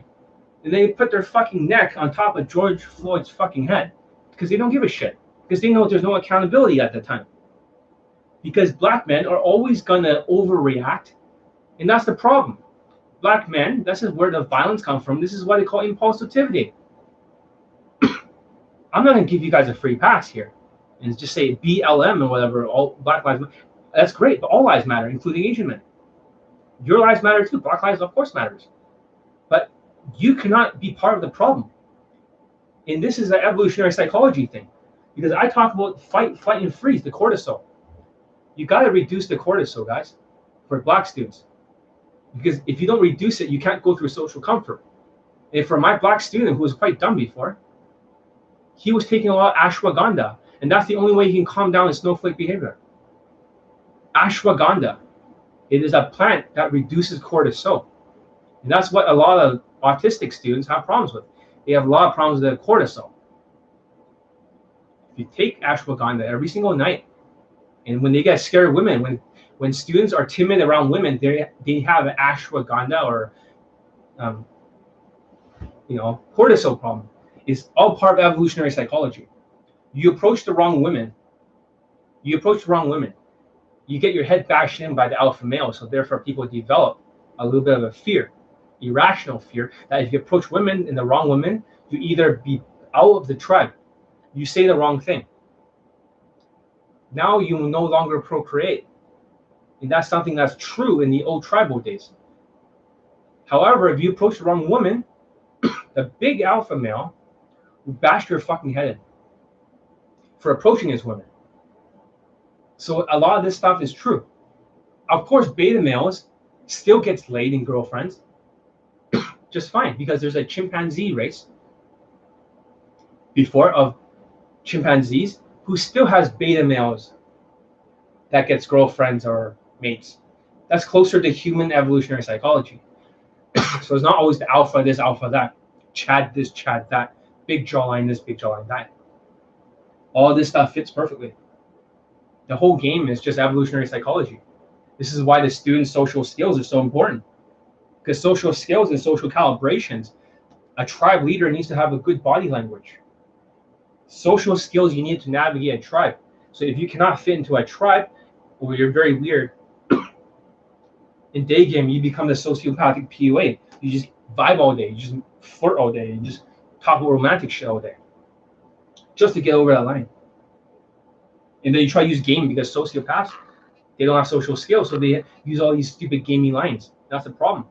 When you have all these stupid and like jamba juice and oh, you got high five for that. That's autism. That's autism. It sounds autistic. It sounds like a robot. That's why it doesn't flow. And that defeats the social skills. It's all evolutionary psychology, guys. So for the black people, learn some social skills. Calm your fucking adrenaline down with ashwagandha. Call out the elephant in the room. Even if you have to call out all this protest, coronavirus, like call it all out. Build massive social comfort. You can't just BT spike everything, having like a hot traffic because you are genetically like protector status of pre-selection. It's that simple. And go for the pose. And do not use alcohol. Deal with objections. You can't always fix all your problems in life with alcohol. That's not game. That's pretty rapey as shit. All right. There's a strong Asian male. I don't give a fuck. That guy, if that's him, I'm not sure if that's him. He was from Vancouver. None of his students got laid during Daygame. He has destroyed the entire Vancouver because he was learning from RSD Julian and Tyler. So if he's a tall, strong guy, that's protector status, pre-selection. He actually has destroyed the whole city for more than 5 years, and I've destroyed him. So if he's still around, if that's who I think it is, Jan Lifestyle, and he's not dead, I better make sure he's dead. Because that fucking RSD sociopathic mindset, it didn't work for other Asians that are sociopaths. He just collected their money. So fuck him. If that's who I think it is. So it's time for to visit Eastern Europe. What countries you want to start? Countries that would be easier for you. Berlin would be super easy. It'll be like super fucking easy. You want to go to Poland too. You want to go to Kyiv, Ukraine. I was focused on there first. You will do very well in these countries. The rest, maybe not so much if you're not muscular. Try to bulk up as much as you can. Okay, Mills, try to get as much muscles as you can. It's not so much, but make sure you're not chubby. But make sure you're ripped as fuck. You want to look like a football player. And if you can do that, you don't need any game. You just need to start pulling, and they'll be into you. And just try to build some social comfort so you don't freak the shit out of the women. But the thing is that during COVID-19, your SMV might have gone down a little bit. So you actually need a little bit of skills. That's the problem with the black students. The tall ones who are very like getting good results, when they lose the size and they're like, John, what happened to my results? I was like, well, you lost your protector status, dude. When you lost your protector status, you lose your results. You never had any game. And the only reason why you got results in the first place is because you used Elite 30 and you forgot about it. You went right to the playbook. That's the problem. You never went back to the fundamentals, the basics. That's what fucked you up. The skills that got you into the game, that got you the results, that is the thing that you neglected. And when you neglected Elite 30, and it was easier to get over the line, black people have this privilege. You should not depend on the privilege. You should say to yourself, what happens if I was a skinny black that was short? Or a skinny Asian? How would I play the game? They will not play the game the same way. Because that kind of Negro Wayne game is designed for Negroes. An Asian will have to play a very different version of the game. That's how it is. So I'm very muscular. I'm lifting 325. I look at a football player. Yeah. So you're 6'4" or something, right? As long as you have the protector status and leanness, you don't want any body fat whatsoever. It becomes so much easier. You just have to smile when you open, and they'll just follow you home, and you can pretend you're a good POA. And I'm not saying you should use alcohol, but if you want to shortcut the process, 6'3", okay. How much do you weigh in terms of pounds? 240, 230, 220? You do not want to go into the 190 range or 200 range. You want to go higher. Elite 30, guys, elite 30, exactly. That's what you want to focus on. So now you're starting to learn all the mistakes that you guys made. And I've taught so many black students. I got so many black students laid. It's always back to elite 30 for the short blacks, the less SMV blacks. And the ones who are taller and stronger and more like bulkier, they like to play book because they have more SMV. But I suggest that you learn both. And for the sociopathic blacks, they're Justin Wayne fans, you're fucked. None of you get results because too much mental illness, too much adrenaline, no social comfort, socially retarded, autistic, low IQ. And that's the funny thing about black students is that for one of my black students, he was taking omega 369. When I give him instructions, he's one of those dumb Negro blacks. Okay? He was one of those guys. Autistic, emotional. When he took like a couple omega 369 fish oil, his brain started to work, and he's like, John, I'm smart as you. And I'm like, yeah, you sound like me. But as soon as they get the omega 3 out of their system, his IQ is like down to 60. You can barely follow instructions, like a lot of my impossible cases. So this is one thing that black people should do. You should take at least 4 omega 369 before day game, 20 minutes. 4. So omega 369 is the fish oil that also helps with autism and ADHD. And you should be taking 1,100 mg of ashwagandha. That means 2 pills if it's 600 mg every single night when you sleep for blacks. You not only be smarter because of this, you'll also be sharper in day game. And social comfort will happen a lot easier. Hope that makes sense. And if you're not working out, guys, you better take as much protein way afterwards when you work out. You don't want to be burning through those muscles. Even though you got big muscles, like one of my students, he started burning through like crazy the more he worked out without getting protein. If you can get protein afterwards, you'll maintain the muscle mass and build on the muscles. You cannot neglect the protector status. Hope that makes sense. Never, ever. In African blacks, I'm speaking to you, okay?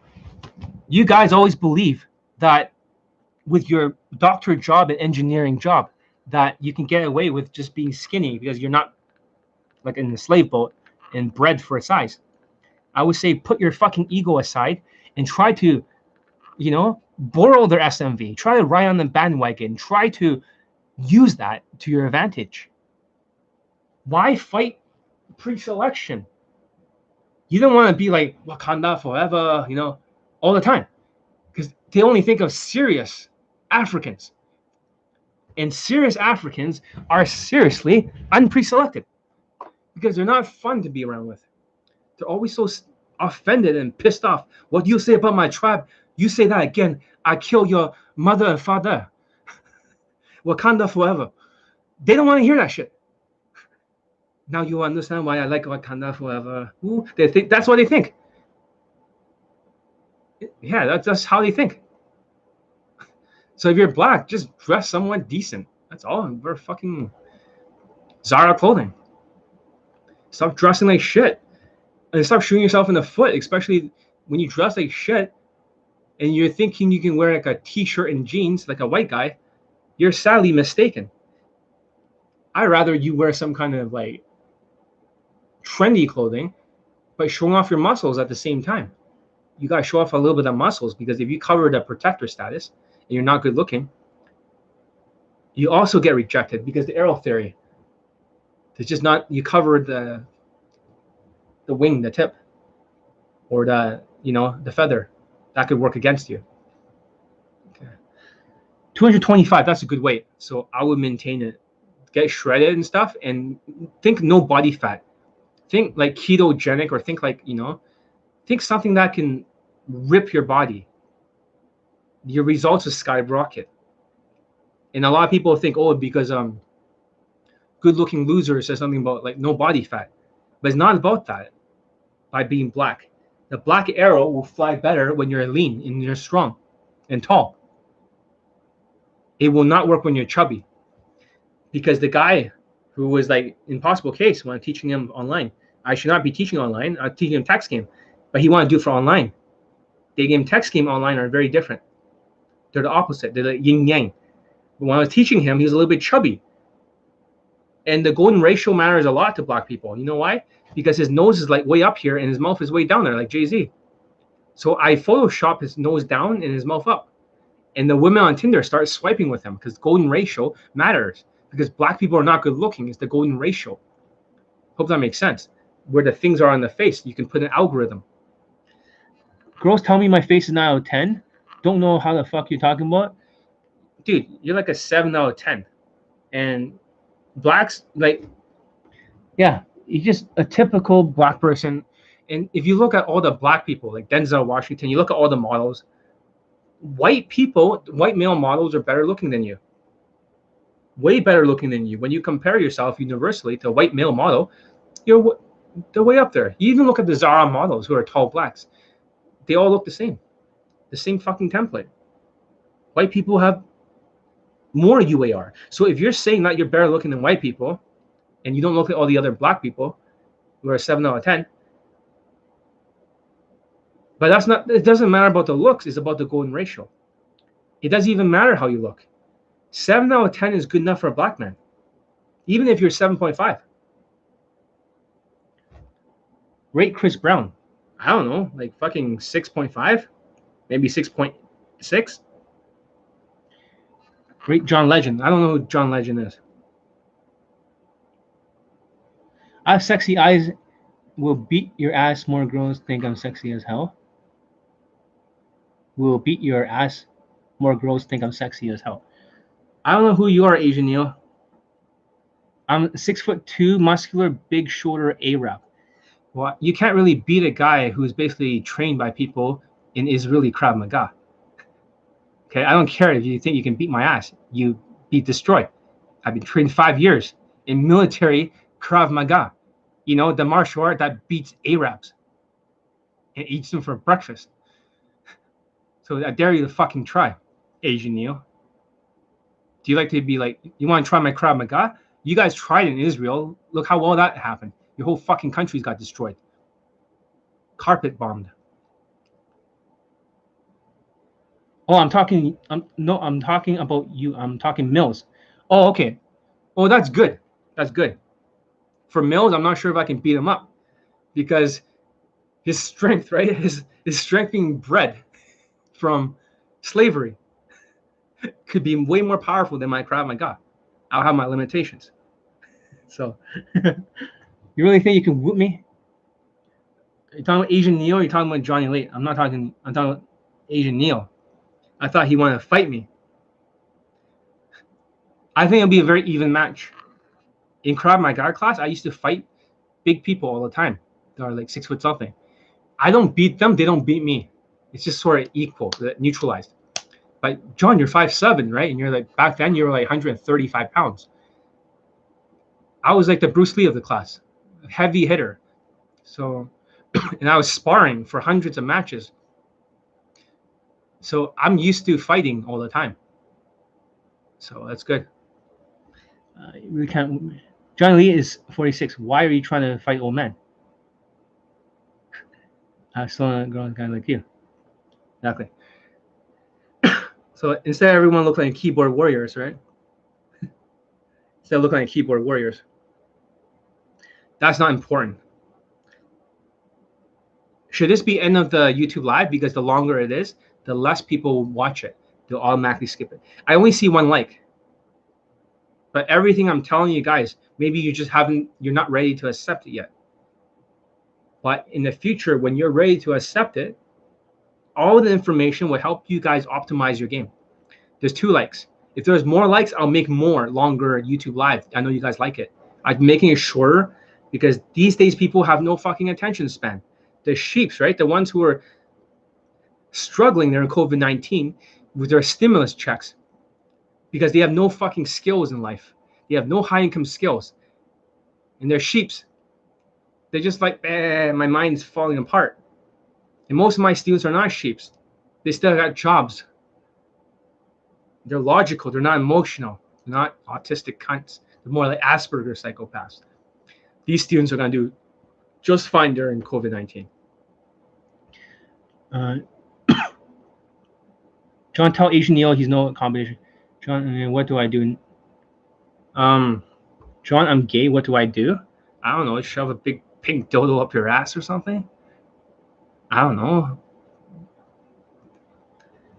I think the reason people don't get results is because they don't take action. That's the dumbest thing I've ever heard. There are guys. I have one student who is actually black, but he looks white. You know, he's 5'3". And what happened was he approached every single girl in his town, I think. In the past, when I told him that you're too fucking short, get some elevator shoes, right? He's like, fuck you, John. He was like, that's just a limiting. I don't agree with that. Looks don't matter. Height don't matter, right? And then after like thousands of approaches, right? Now he's like saying, oh, fuck, John was right. So it really depends on taking action. Because every race can get over the line. If they make like 1,000 approaches, 500, they'll close once. But that's not game. That's sociopath game. That's just for you because you're a tall black guy. Laurie Guru. Because you're a tall black guy, all you have to do is approach enough times and you'll close. Because you're a tall Negro. It just gets you over the line eventually. You may not have the kind of skills that's necessary for that other short black student who looks white. He might need a lot more skills and he needs to bulk up more in order to even the odds.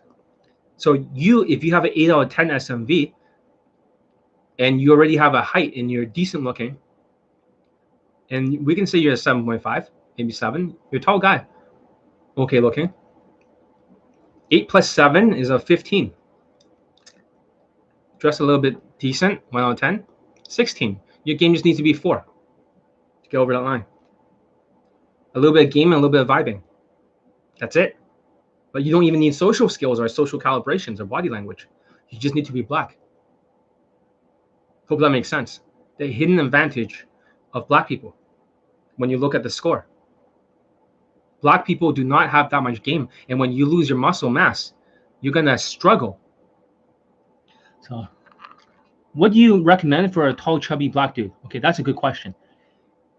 You better be intermittent fasting as much as possible. You only eat from 3 to 6 o'clock. Most of the day, whenever you feel like eating fatty foods, you take an omega-369, which is good for the autism in ADHD, because a lot of them barely fucking can read. No offense, but when I teach some of these black students who are dumb and they're tall, they could barely read a fucking small paragraph, which they need. Okay? When I tell them to do homework assignments, you want to make sure you don't get robbed. Just hide your money in your books in the hood. They'll never rob you because they'll never look in the books. But you can't always act like that. But lose the fucking weight. Intermittent fasting or keto diet, ketogenic. But lose the weight.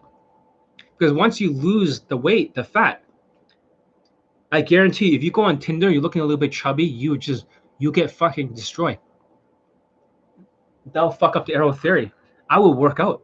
I will lift weights. I will stop being a lazy fucking person collecting welfare.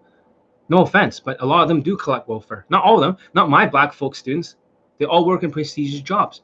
But there's a lot of dumb black students who just collects welfare, doesn't work out, lazy as fuck, wants every fucking shortcut there is. You don't want to be that black student because they don't want to put in the work. They don't like to work. They like to just Do the easy thing, sell drugs, fucking spam approach. Don't be that guy. Because the more work you do now, the easier it is later on. Because you don't do the work early on, it's harder. That's just how it is. Put in the fucking work in the beginning. It's easy later. You don't put in the work, it's harder later. It's harder later. That's just how it is. Black students are just like, there's a lot of different black students. It's really like Asians. Asians have different races, and black people have different subgroups. Africans never want to work out. The lazy blacks are just a little bit chubby. They never want to put in the work. Then you got the African Americans who are prestigious jobs, military, police officers, correctional facilities, good jobs that are helping society. Then you got the ones who don't give a fuck about society. It just loots everything. Put in the fucking work. That's my advice. Lose weight. I got attention and growth, but again, scared to approach. Just go indirect. Just ask for the time or something, right? And then transition into an adaptive opener if you're not sure. So excuse me, I was just looking for XYZ. It doesn't have to be the time. Maybe I'm looking for a clothing store called Zara. You know where I can find it. And then she's like, well, you go this way. She's a little bit scared and stuff. And you say, oh, by the way, I just noticed something else about you. And she's like, what? Right? You have to be like shocked. Oh, by the way, I just noticed something about you, right? And she's like, what? You have this big hips, but really a naturally curly hair. Are you a Latina by any chance? She's like, oh my God, I'm Mexican. How do you know? Hey. Right? And then, but then she gets scared a little bit, COVID-19. Oh, don't worry, I'm healthy. Social distancing, I do all that shit. I know it's random talking to you because people don't talk nowadays. Now you open her. It's that simple. Just ask for directions. Where's Zara? Where's a fucking Jambidges? Not joking. But where's a fucking directions? In transition to adaptive openers.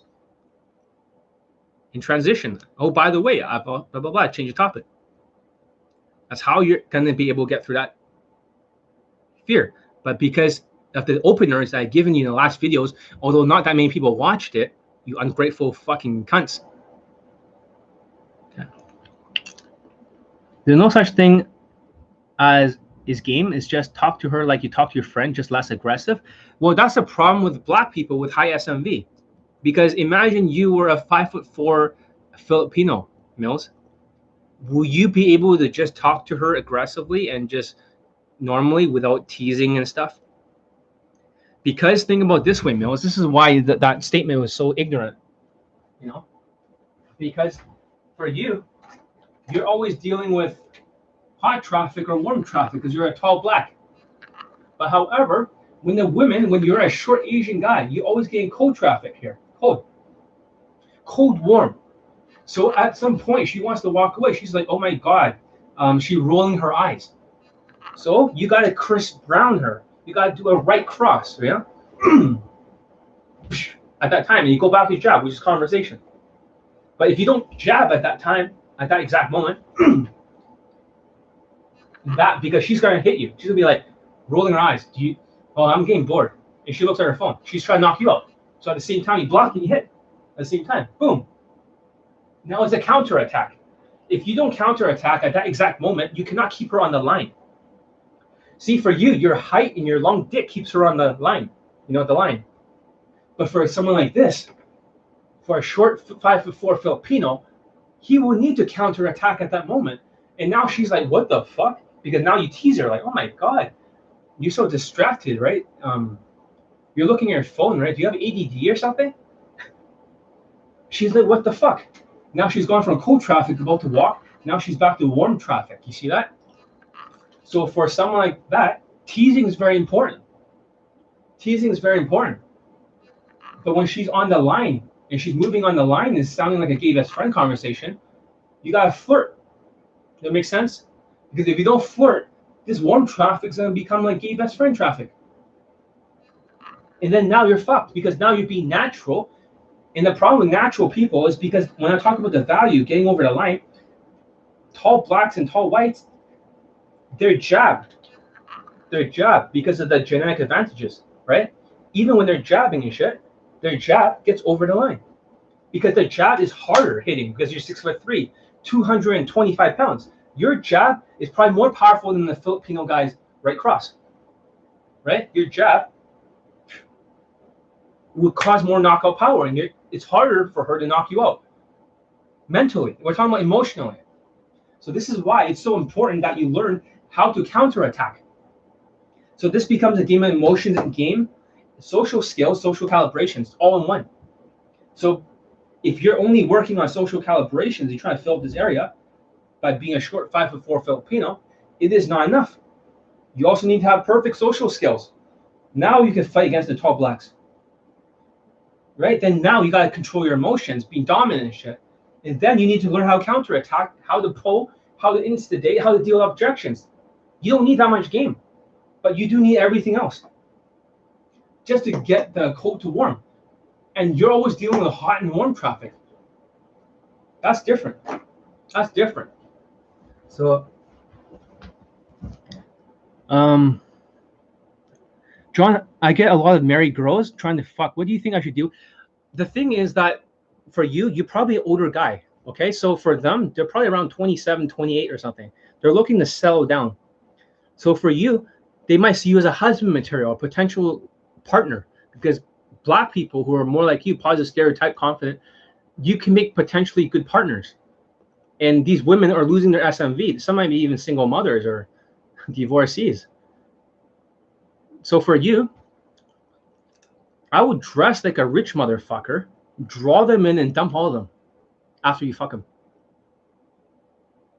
Like my Pakistani mentor. That's how I'll play the game. I'll dress in a blazer if I were you. And I'll use that to draw the women in, like you're rich, maybe wearing Richard Mille. And then after that, or Rolex, and fuck them, use that as a trap, like a husband material. And just tell them that you're too busy to meet them. Problem solved. One day, I approached a white girl in the metro. She was smiling. The subway come. She was not looking at me anymore. Should I have teased her or go with her in the subway? One day, I approached a white girl in the metro. She was smiling. But the subway come, and she was not looking at me anymore. You should at least talk to her. You would do a pre-opener. Like, you'll be like, if she smiles at you, just say, yeah, it takes a long time to wait for the train, doesn't it? Or a subway. And she'll be like, yeah, you see that? So this is what they call pre-opener. You probably don't know what pre-opener is because most people don't know what pre-opener is. So the opener is like, excuse me real quick, I have a question. But the pre-opener could be anything. So if you're like walking outside and you're like, great weather today, or man, that food smells good. And lots of naturals do this. And she's like, yeah, it does, right? And then you can go, oh, excuse me, I just have a quick question. And she's like, what? You see that? By transitioning from a pre-opener to an opener to a transition. Okay? Does that make sense? Why?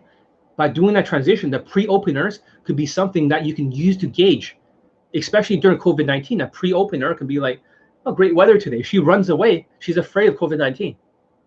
So you already made an approach by pre-opener, by pinging them. That's what naturals do. Sometimes naturals will go up to women and just say, hey, right? Or they're like, oh, you're looking very fit, right? They want to see how she reacts. For them, that's already an approach. If she's not into them, then they know. But he's still giving out that vibe. This is more advanced level stuff. So it's just, I'll shut my fucking mouth and save it for coaching, for the inner circle. This is not for the YouTube public. What you guys are learning is more of the strategy. You are not learning the advanced shit. You're learning very basic shit compared to what I know.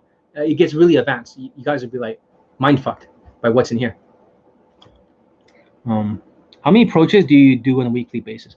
It's not how many approaches I do, because I don't do as many during COVID-19. It's more like how fast can you close? On the very first approach, a woman will be right on my bed. So it's not about how many approaches, because I'm not SMVing it. I'm skilling it. And to skill it, you got to practice at home like a trillion fucking times. And a lot of these positive stereotype dating coaches, or even my Pakistani mentor, when you have high SMV, you just say, they always like, John, just go up there and approach. Stop practicing in front of the mirror. But they don't understand it. When you have no SMV and you got cold traffic, you have to be a perfect social calibration machine. Can you tell us more about your Pakistani friend? Oh my God, it's just so much to talk about, and I'm getting a headache. Pre-opener seems good. Damn, is this concept an Elite 30? Pre-opener is like a tester. It's before a tester. The testers, excuse me real quick, I have a question. But this is not an Elite 30. I don't teach everything, guys. A lot of things I know are top secret. Even in the inner circle, I teach you a lot more than I teach in the YouTube live. But there is so much game in here. There's at least 100 years forward of game in here that you guys have never heard of. Seriously. There are some stuff so advanced that I can't even talk about it. Like, I can tell you where to stare to shut down her fucking brain. That means if instead of just teasing her back and counter punching, I could teach you how to shut down her fucking brain by staring at a specific spot. And when I stare at that spot, her brain will shut down. And you do this over and over. I have so much advanced game. Not advanced, like this is beyond expert. This is like inner circle game, the real inner circle. We know so much secret technologies because the inner circle are not dating coaches. That's why all the dating coaches lie to you about the protector status, pre-selection, survival. They lie about you for all this stuff because they want to make money. Everything is a spin. The more you listen to them, the more you get brainwashed. The inner circle are not dating coaches. They're naturals, high-value naturals.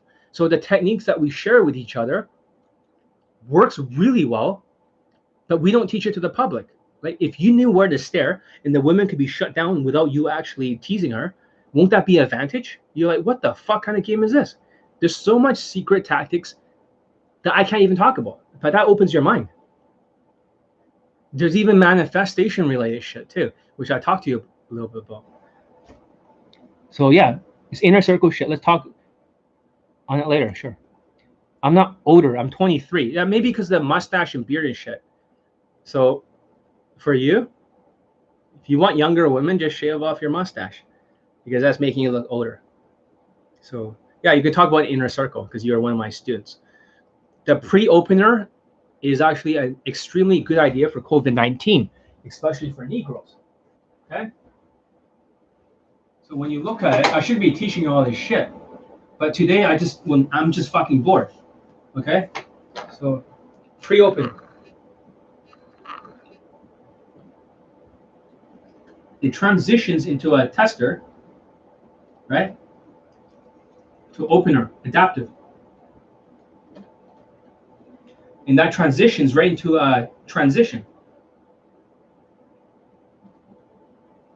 So, and of course, in between, you can use like statements of empathy, SOE.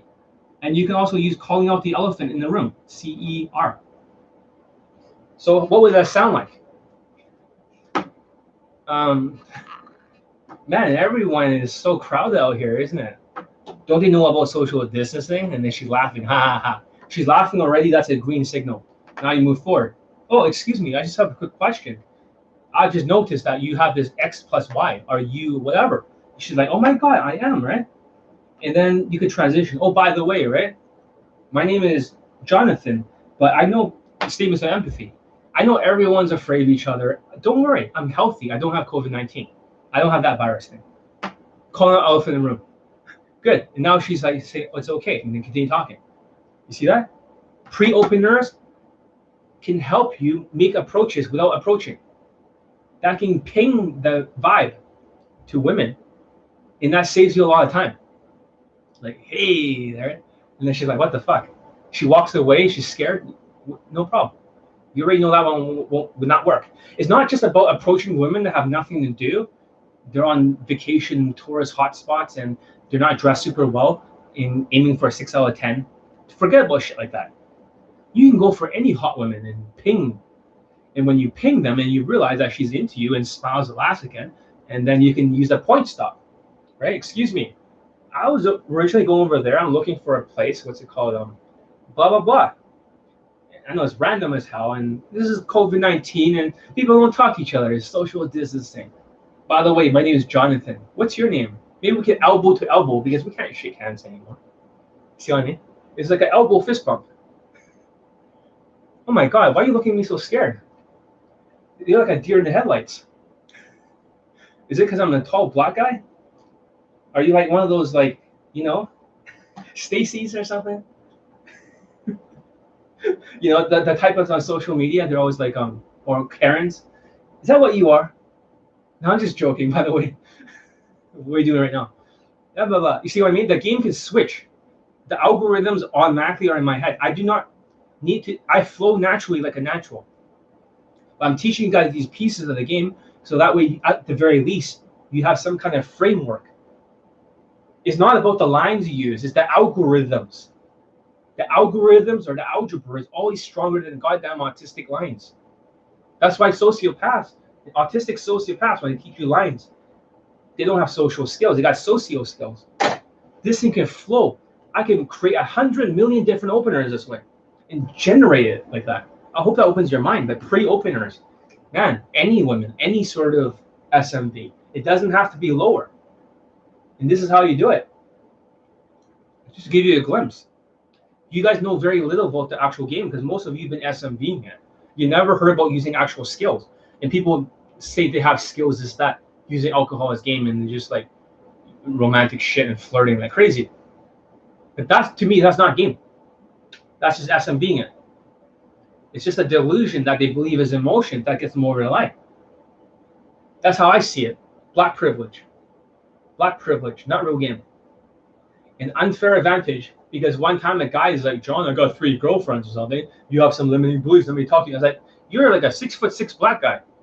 What kind of game do you think you really have if you're pre-selected? And he's like, ugh. Never talk to me again. So, I get women from 18 to 45 with ease. Well, congratulations. Congratulations. So, mostly Asian women, right? Like fucking Chinese now? Is that what it is? All right. I think people are dropping off. There's only 8 people left and only 4 likes. That's all I want to say for today. And also get Elite bundle if you want to actually learn more from me. Because what's in here is worth more than the products. My mental filter. By talking to me. A lot of these dumb people are like, oh yeah, more romance or more game. No, there's a lot more to it than that. And every student are taught differently. You're all taught differently. If you're black, I don't teach you the same as an Asian person, obviously. So, yeah, and also the boot camps. Sign up for it. Sign up for the boot camps. You might have to come next year, but put down, like, you know, put the full amount. You get the deals. Come next year when we're all vaccinated. Yay! We're all vaccinated, and you can just spam approach like fucking SMVing it without any skills. Then I can correct you. I can make you do squats. It'll be like a military boot camp. But other than that, I hope you guys learn a lot. So this is a long video. Some people might just skip it because it's too long. There's no more questions. I hope you guys learn like a lot, like a fucking like huge. Because I may actually in the future talk about different ethnicities and what they can do about it. Middle Easterns, Asians, you know, like, and white people, because they don't like to touch people because they're white. They have so much SMV. And they don't flirt either because they get scared. And Middle Easterns and stuff, yeah. You all have a different game, a different Johnny Elite version. Because you all have a different value. Therefore, you have to make different changes. That's it. And I got to get going. So how do I say goodbye in Ebonics? Catch you later, my brothers. Catch you later, bro. Yeah, that's probably like, that'll make sense. For shizzle my nizzles and catch you later, bro. Cool. All right.